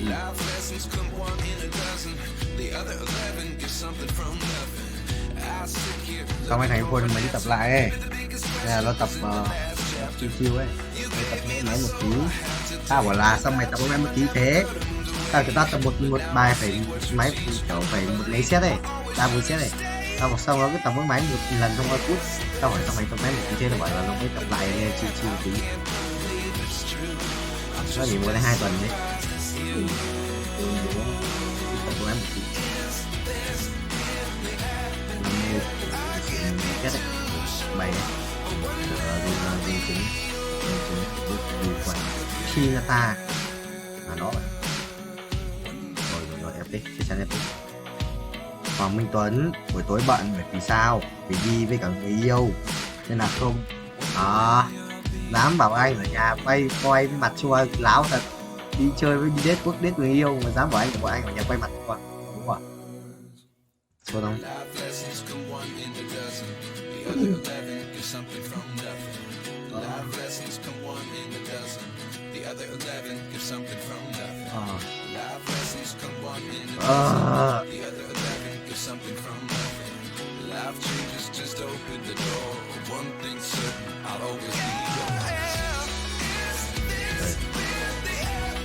Đây.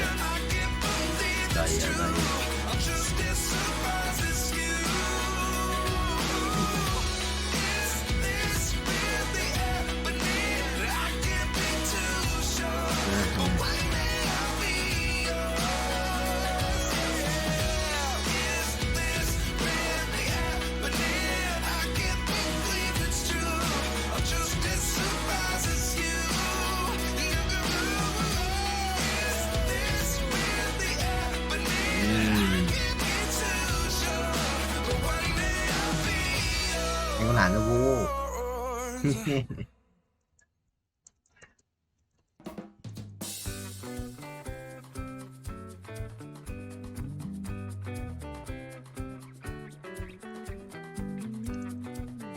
Bro lui chơi vậy sao?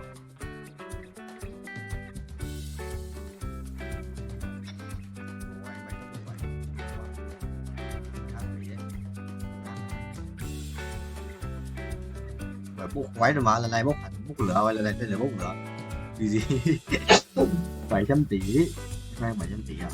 Mày phát một chi liền không? Một chi liền luôn mà vừa đang lắp này 5 lắp cho nó không dài ngã rồi, quay đều quay yes.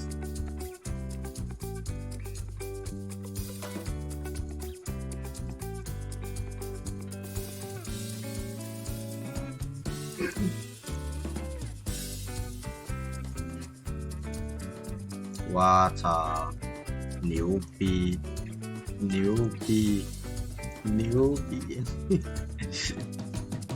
đi toilet rồi à?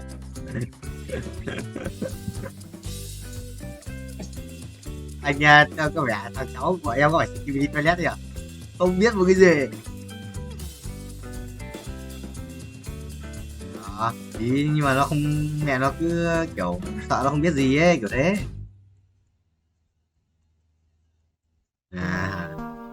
Làm xa lắm ngồi ở Bắc Từ Liêm ở đoạn mà gần cái ở ấy, gần cái mà Westlake ấy, Lotte Westlake ấy,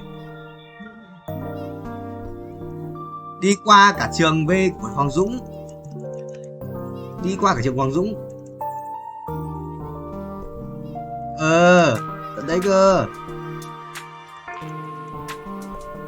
Một thôi em bảo nó là vào mấy cái group của Lotte hoặc là gì đấy ấy, mà xem bọn nó khắc đăng bài tuyển mà, xong rồi xem mày ở đâu người ta khắc sắp xếp cho qua vị trí chỗ làm mà cái kiểu này. Nó tè không biết Ria hình như là phải làm một thằng cương xin luôn ở cái chỗ đấy thôi, ở đâu cái quả sâm của cây là Vinmart này nó sắp xếp theo kiểu chỗ ở. Yes, ta ra vị trí ở đó. Nó ở đâu? Nhưng mà thằng cháu mày học trường ý là định học công nghiệp á? Công nghiệp thì chuồn tàu à, năm 2 rồi chuồn tàu sao đéo đâu, mày có cái gì? 14,2 tuổi, kinh vậy ghê vậy chồng ghê vậy. Ê, tao hiểu coi như skeleton dấu dấu tao đó tao chỉ đó tập với cái mà tay nó như skeleton luôn, tại tay nó dài xong rồi lại còn gầy ấy, nó 58 cân vừa bọn tao về bọn tao cân 58 cân em quay ở trong cái quả sự kiện đúng không? Con này em quay trong sự kiện đúng không? Sự kiện mũ em quả trứng cũ này. Yes, hình như mà.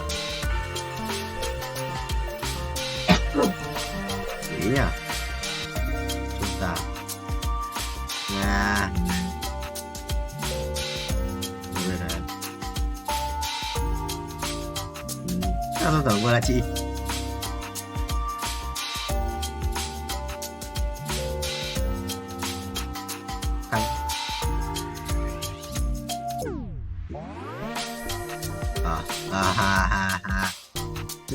Chùa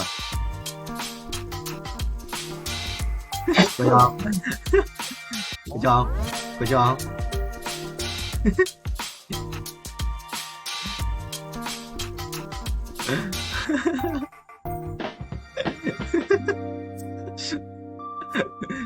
Tết cái thằng yêu khôi cái thằng yêu khôi lấy thằng đâu thằng năm bé để độ cao à?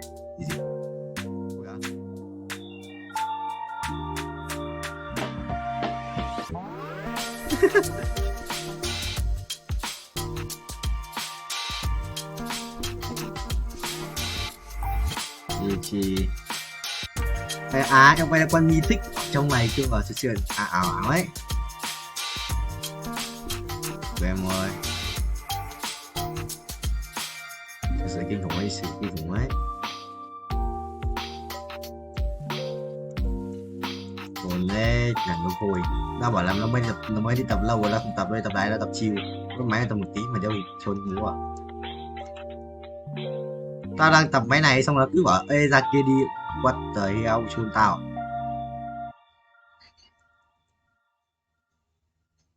Đang đợi ra để đi check xem nó ra giảm giá hè chứ. Tháng này hè mình đến nhau 6 thông báo mới là tao đăng bài đâu.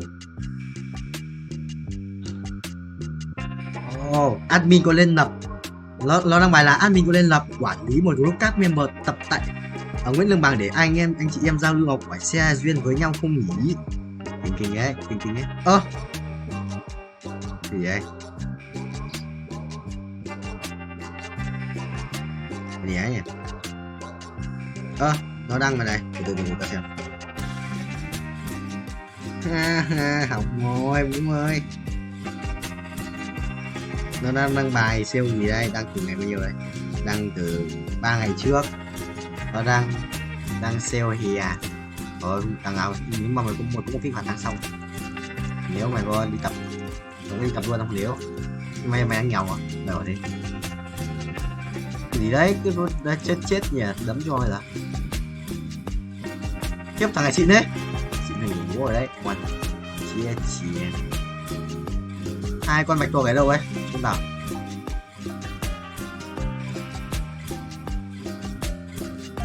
Bọn đấy lúc nào trả tiền. Bọn đấy quỷ tiền. Bọn đấy lúc nào trả tiền. Nhưng mà đấy lúc nào trả tiền ngay không mà thiếu đâu. Lại nó đuổi nhân viên liên tục. Đi cầm với đồ ăn là sẽ là lâu dài đấy. Đi cầm với biết đồ ăn mà nên họ học ngày phép.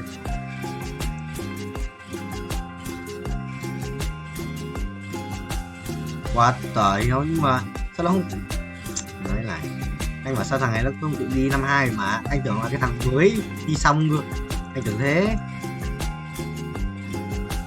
Nên người thằng ấy mới đi xong luôn này. Thằng ấy á, chắc là đang chơi rồi, đang chơi foul rồi, đang chơi falling rồi.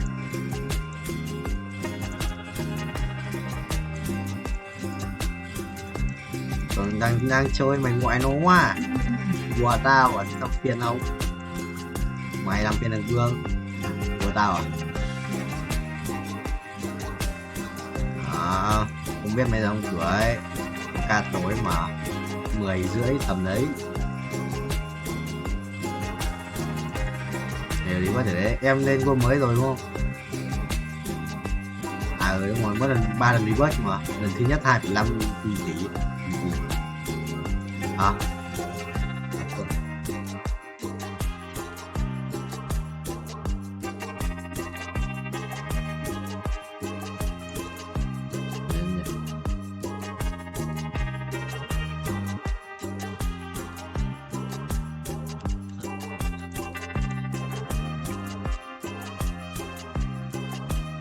Lạ ấy nhỉ?